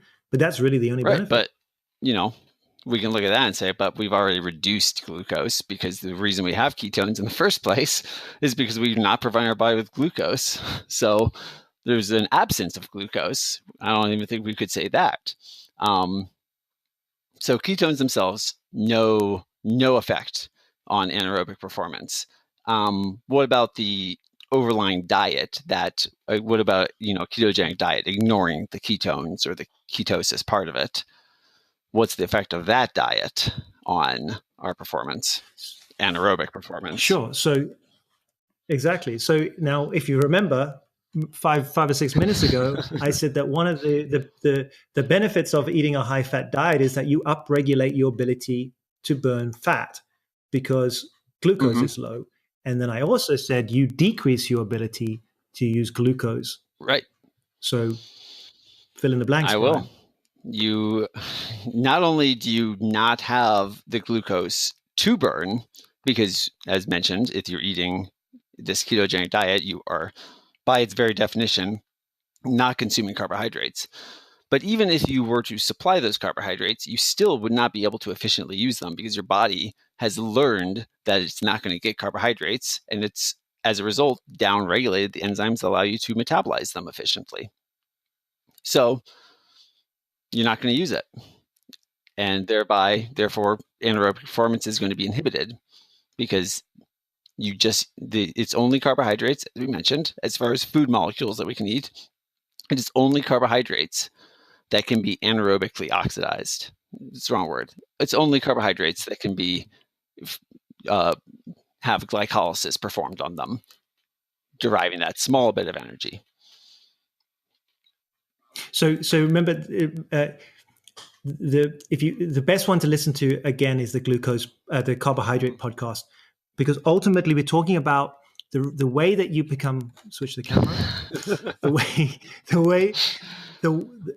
Your energy demands are scaled to the output that you're trying to do.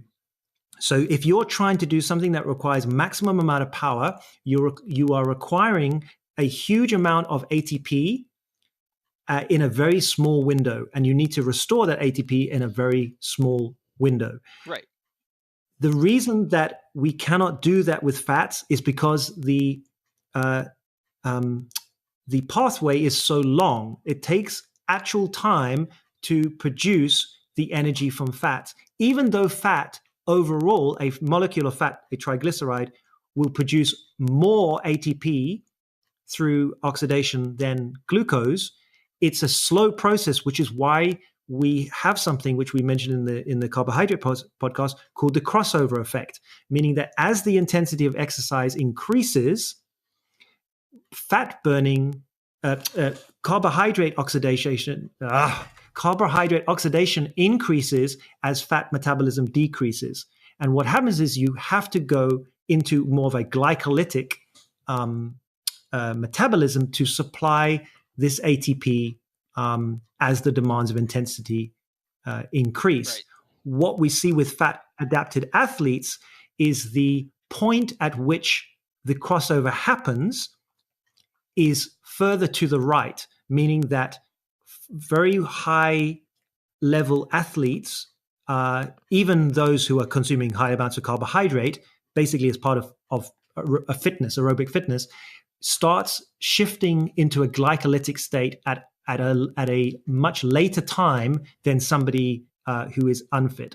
But even the most fat adapted athletes still have to move into glycolysis as they start reaching a sort of peak VO2 and things like threshold. That. Yeah. And what we've seen in studies, which have been numerous have come out in the last couple of years, is what has happened is that there has been a thought that, well, hold on, maybe we can take athletes and put them on a high-fat diet, ketogenic diet, and adapt them to be really good fat burners so that they can burn fat at this later stage, this higher level of intensity. But what we want to do is we want to provide carbohydrate just before they go and do their race so that they are carbohydrate replete and they have all this glycogen on board so that when they hit that high intensity, their glycogen stores are going to be topped out and they can jump into the glycogen and be glycolytic and powerful. And what we see is basically they stop being very good at burning carbohydrate. And this is where the performance decrement happens, is that we see time after time that athletes that are on a low carbohydrate diet or a ketogenic diet perform worse or a little bit worse than those who are consuming habitual carbohydrate. So even though these athletes are becoming fat adapted, they're burning more fat at a higher intensity than the carb replete athletes, they still either match or a little bit below, but we have not seen a study that has shown that the anaerobic performance for a ketogenic low-carb athlete is better than an athlete who is carbohydrate replete. And I'm going to repeat that again, is that everybody thinks, because it's fashionable, that a ketogenic diet is some sort of optimal state that if we spend long enough in, we're going to become fat adapted so that fat can fuel us at higher intensities. And not a single study to date has shown that to be the case. Where there has been performance improvements in the study has been related to predominantly weight changes, i.e., a ketogenic diet, as we've shown before, makes you almost automatically lose weight because it's very satiating and you cut calories. So your body weight is lower. You also have less glycogen, so your body water is lower. It also seems to be much easier to lose weight because of all the factors we said, so your body weight is lower. Suddenly you have people like CrossFit athletes where they put them in studies. Hey presto, they seem to do more work. Why? Because they're like 4 to 5 kilos lighter than they were before.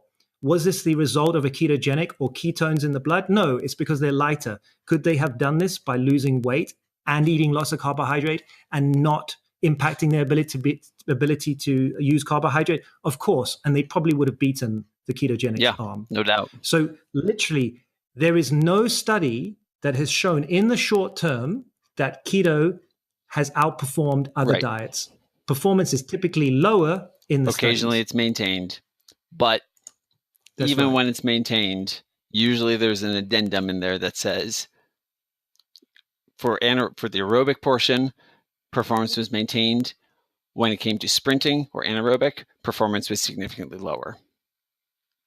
So whenever you need to call upon the anaerobic system, which when you're climbing is all the freaking time, performance is lower.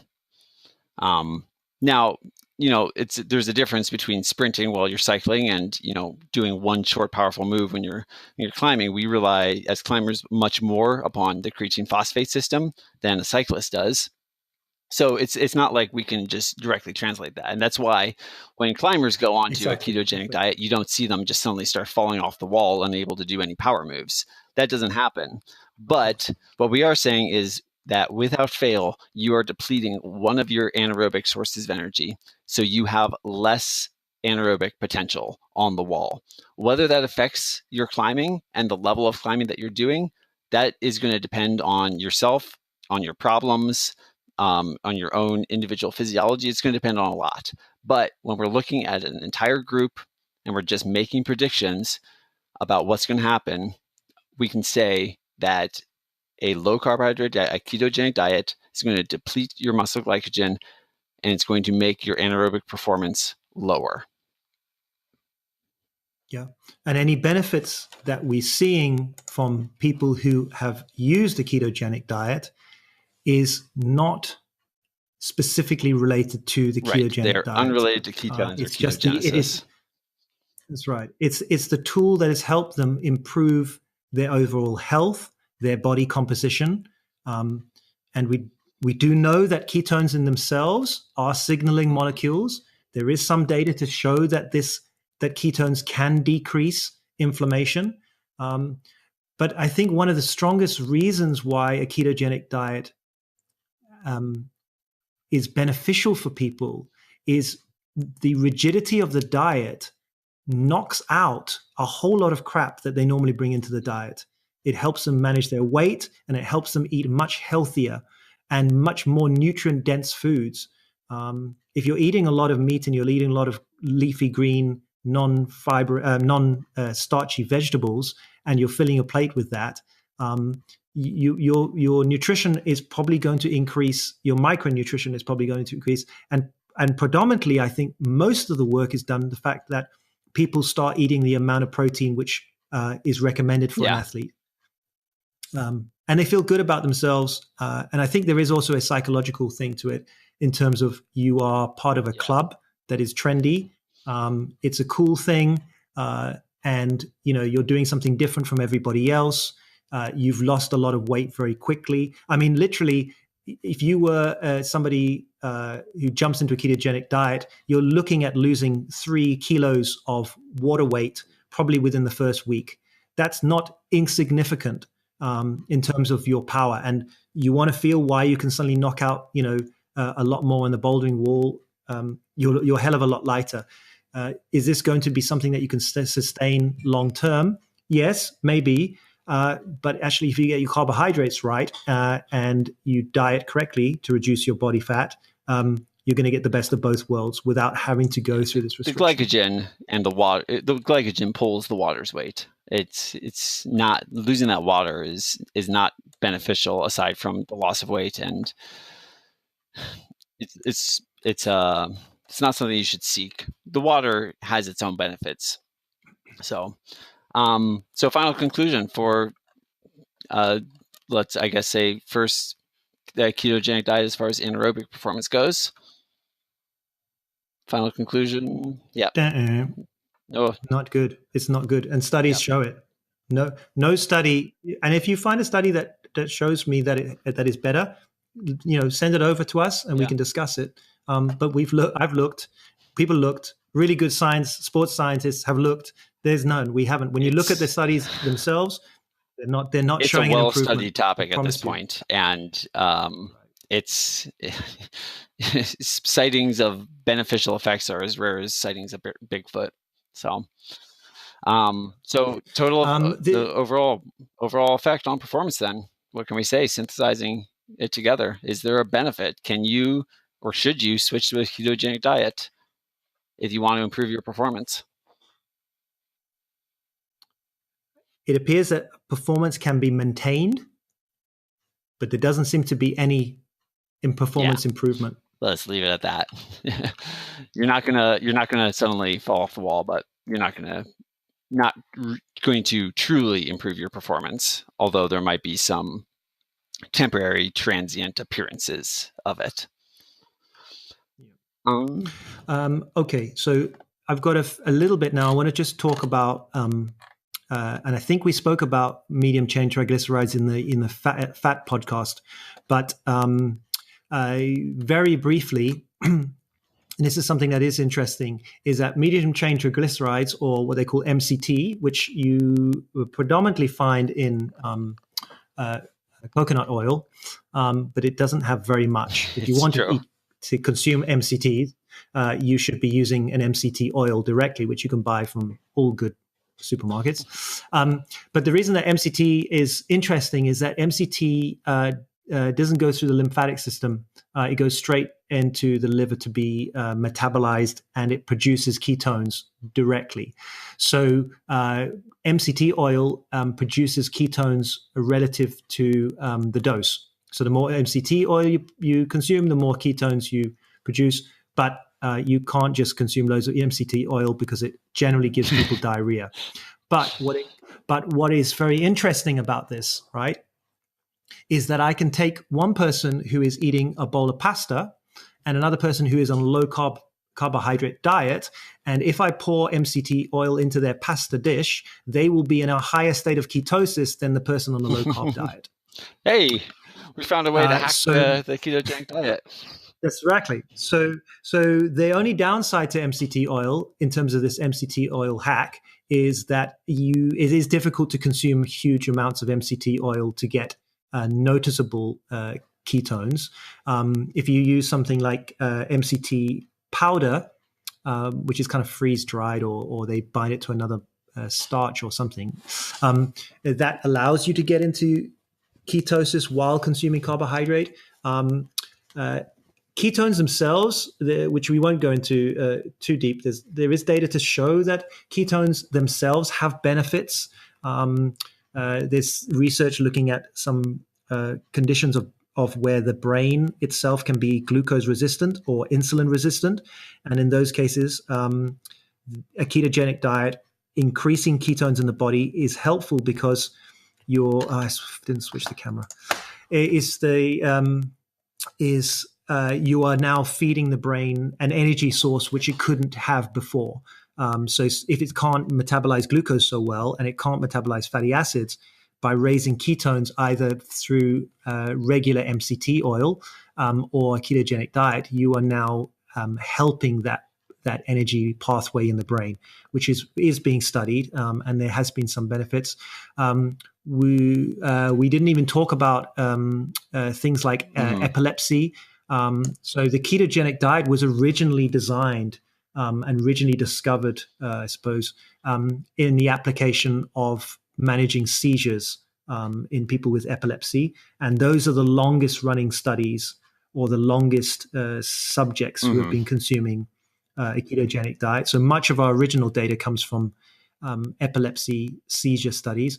But what's very interesting is in the last year, there's a couple of papers that have come out to say that it's part of the seizure control of a ketogenic diet has almost nothing to do with the ketone bodies themselves, but actually with the lipid molecules.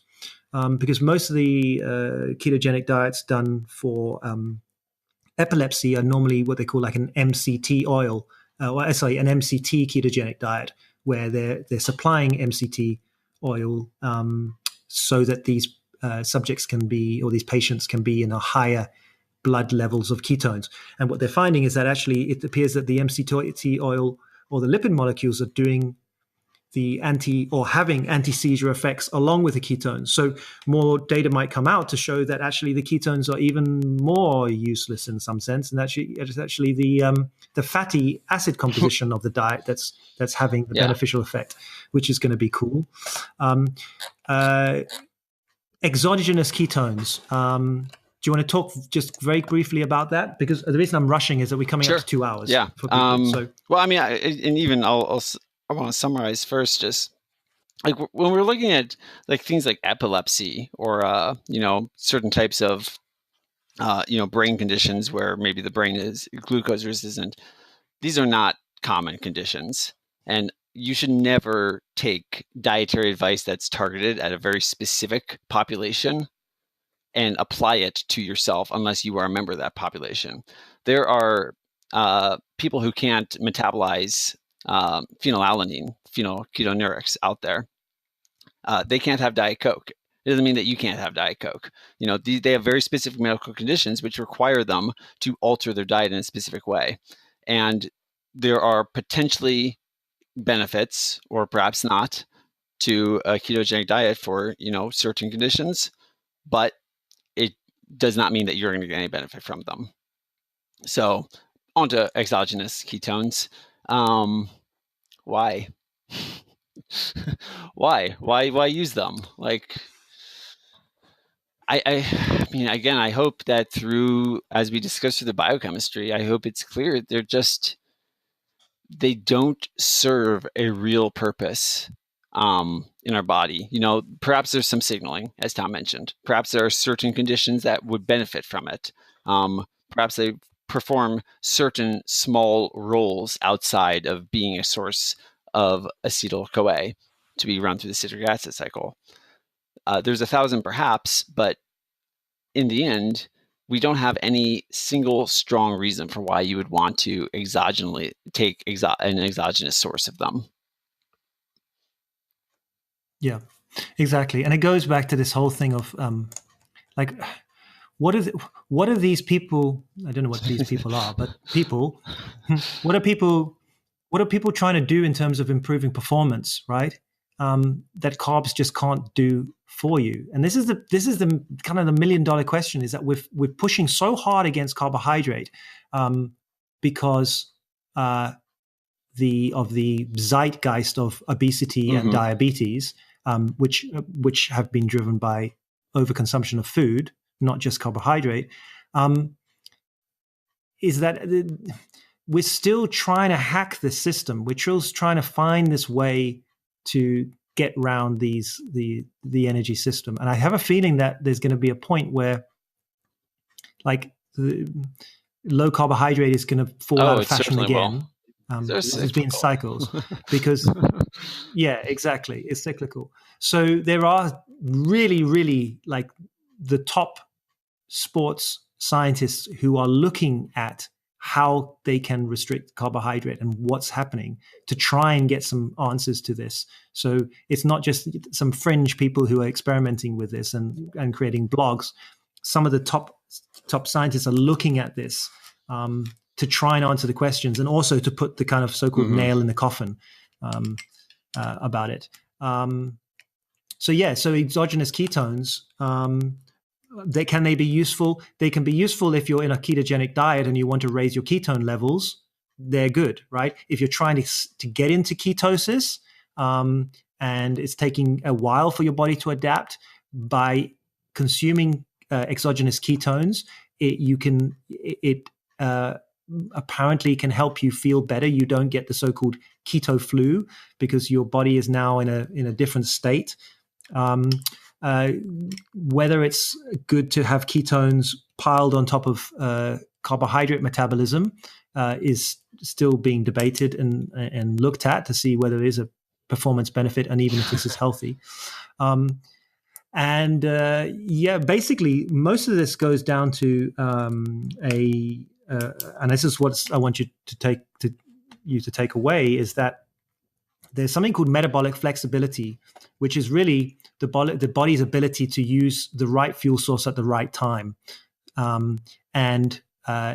Yes, we do know that if you are eating an unhealthy diet that is predominant in carbohydrates and energy excess, your ability to metabolize fat tends to be poor. But that goes in line with things like basal insulin levels and insulin resistance and a whole gamut of metabolic symptoms, which are driven predominantly not by what is in the diet, i.e. the ratio of carbohydrate and fat, but actually the ratio, the overall over excess of energy. And how do you improve your metabolic flexibility? I.e., how do you become good at burning fat when you're not eating, which is going to, obviously help. The number one way is you have periods of time when you're not eating, so you get good at that. It can be helped by reducing your carbohydrate consumption. Why? Because you are reducing your insulin levels, which are going to help mobilize fatty acids so that you're put in a state of kind of fasting or closer to fasting than if you were to consume carbohydrate the whole day. Subsequently, one of the poor ways to increase your metabolic flexibility is, as we've said, is to consume a ketogenic diet. I.e., if you consume a ketogenic diet, you're going to be a bad carb burner. When do you need to burn carbs? When your intensity ramps up. So at the end of the day, it sounds very boring, but we're saying that you want to eat a balanced diet, but balanced in the terms of skewing it depending on the need, which is what we've said in the carbohydrate podcast. We're not telling everybody to eat huge amounts of carbohydrate all the time. What we're saying is you should be eating the right amount of carbohydrate around the time that you need it. And on when I work with clients, I don't know if Brian does the same thing, I have almost every single one of my clients have at least one low carbohydrate day. But the main reason for that is just they don't need the carbohydrates. So we can restrict energy, or it just allows them to have a different type of meal setting. That's the main reason, is that there are some of my athletes where we're looking at trying to do periodized low carbohydrate to see if it helps. But most of the time, we're moving carbohydrate around the week in relation to the intensity of the session. And 90% of the time, people are consuming carbohydrate.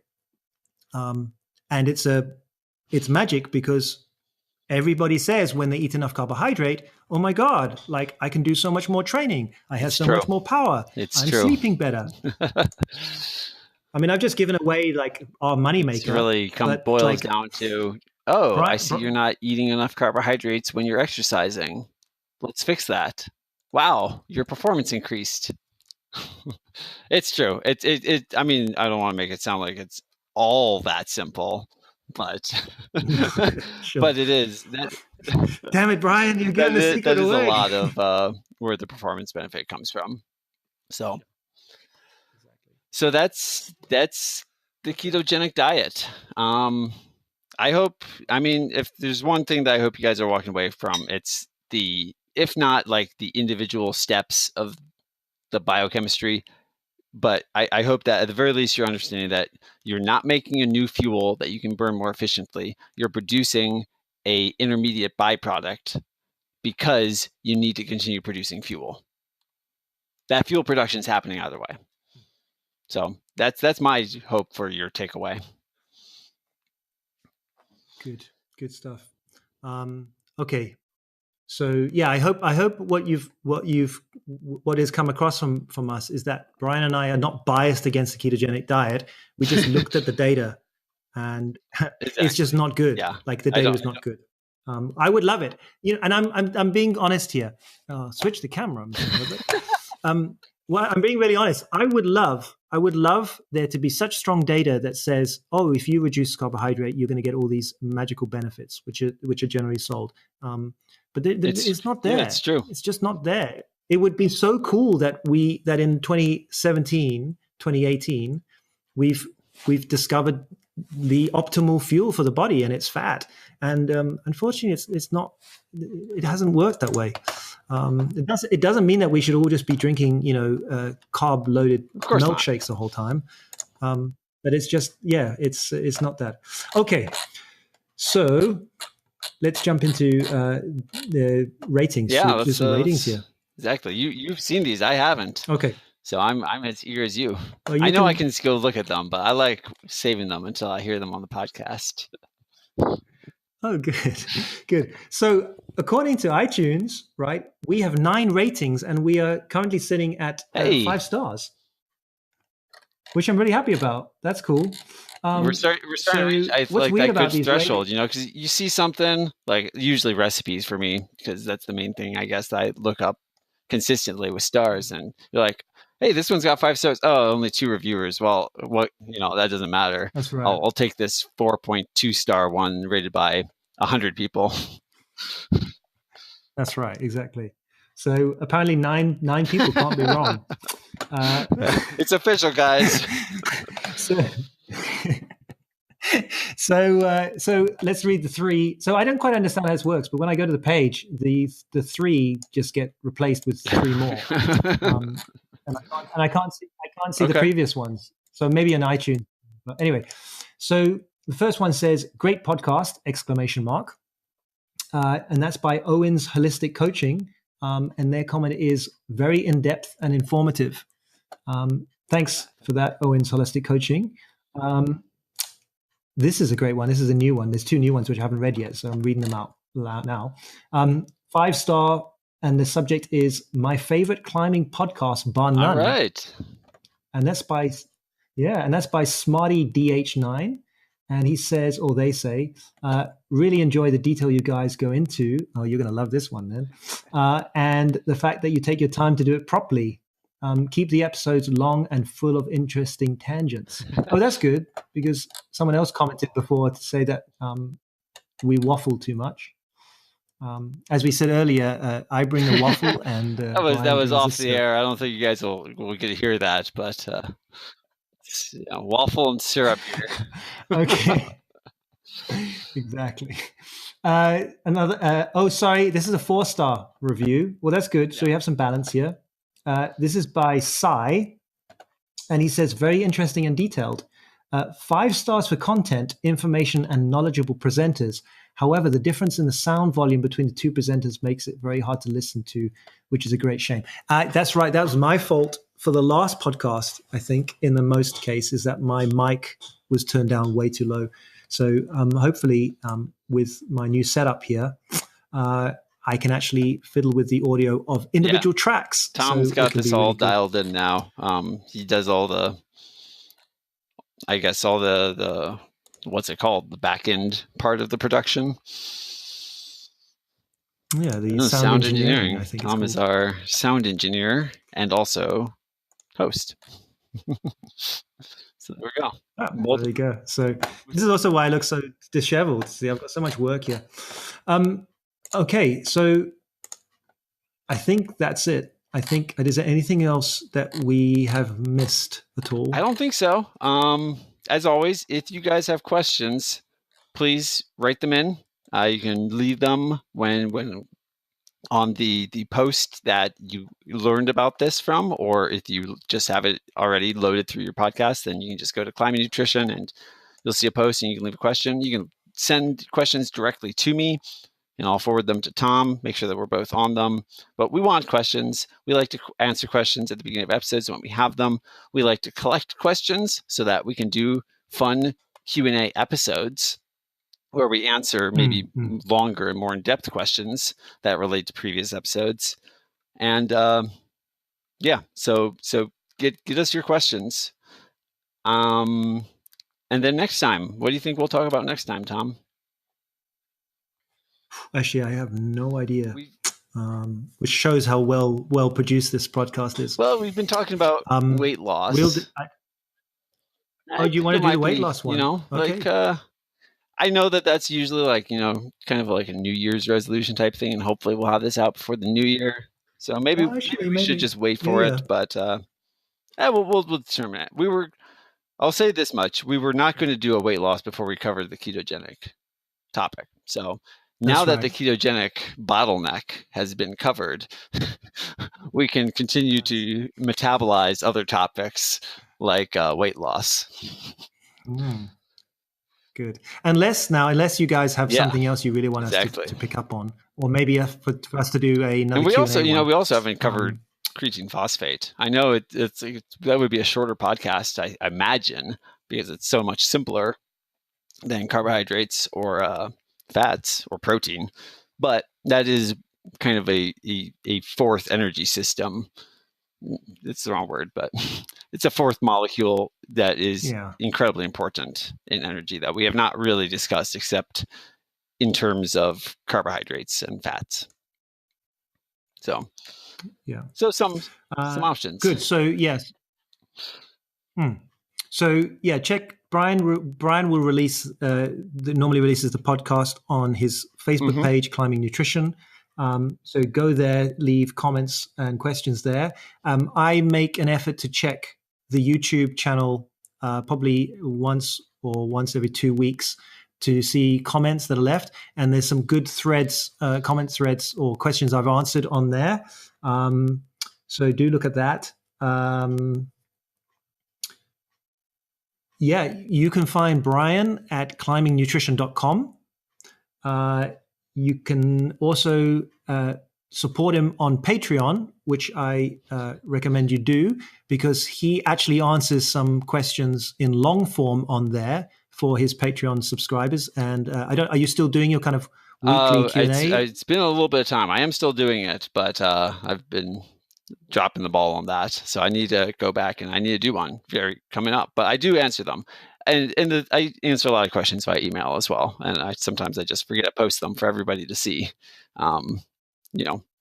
Keeping anonymity intact, of course, if that's a concern of yours. I don't post everything, just the stuff that is interesting to a general reader. Good. And then, you can find me at useful.coach. And also, I'm actually fairly active on Instagram. I never thought I would say that, but I am actually surprisingly active on Instagram. And I would welcome people actually following and liking stuff, mainly because sometimes I produce like these little infographic type information things. They just drift down the page and never get seen again, which is kind of, I find disappointing. So, go there and show me love if you can.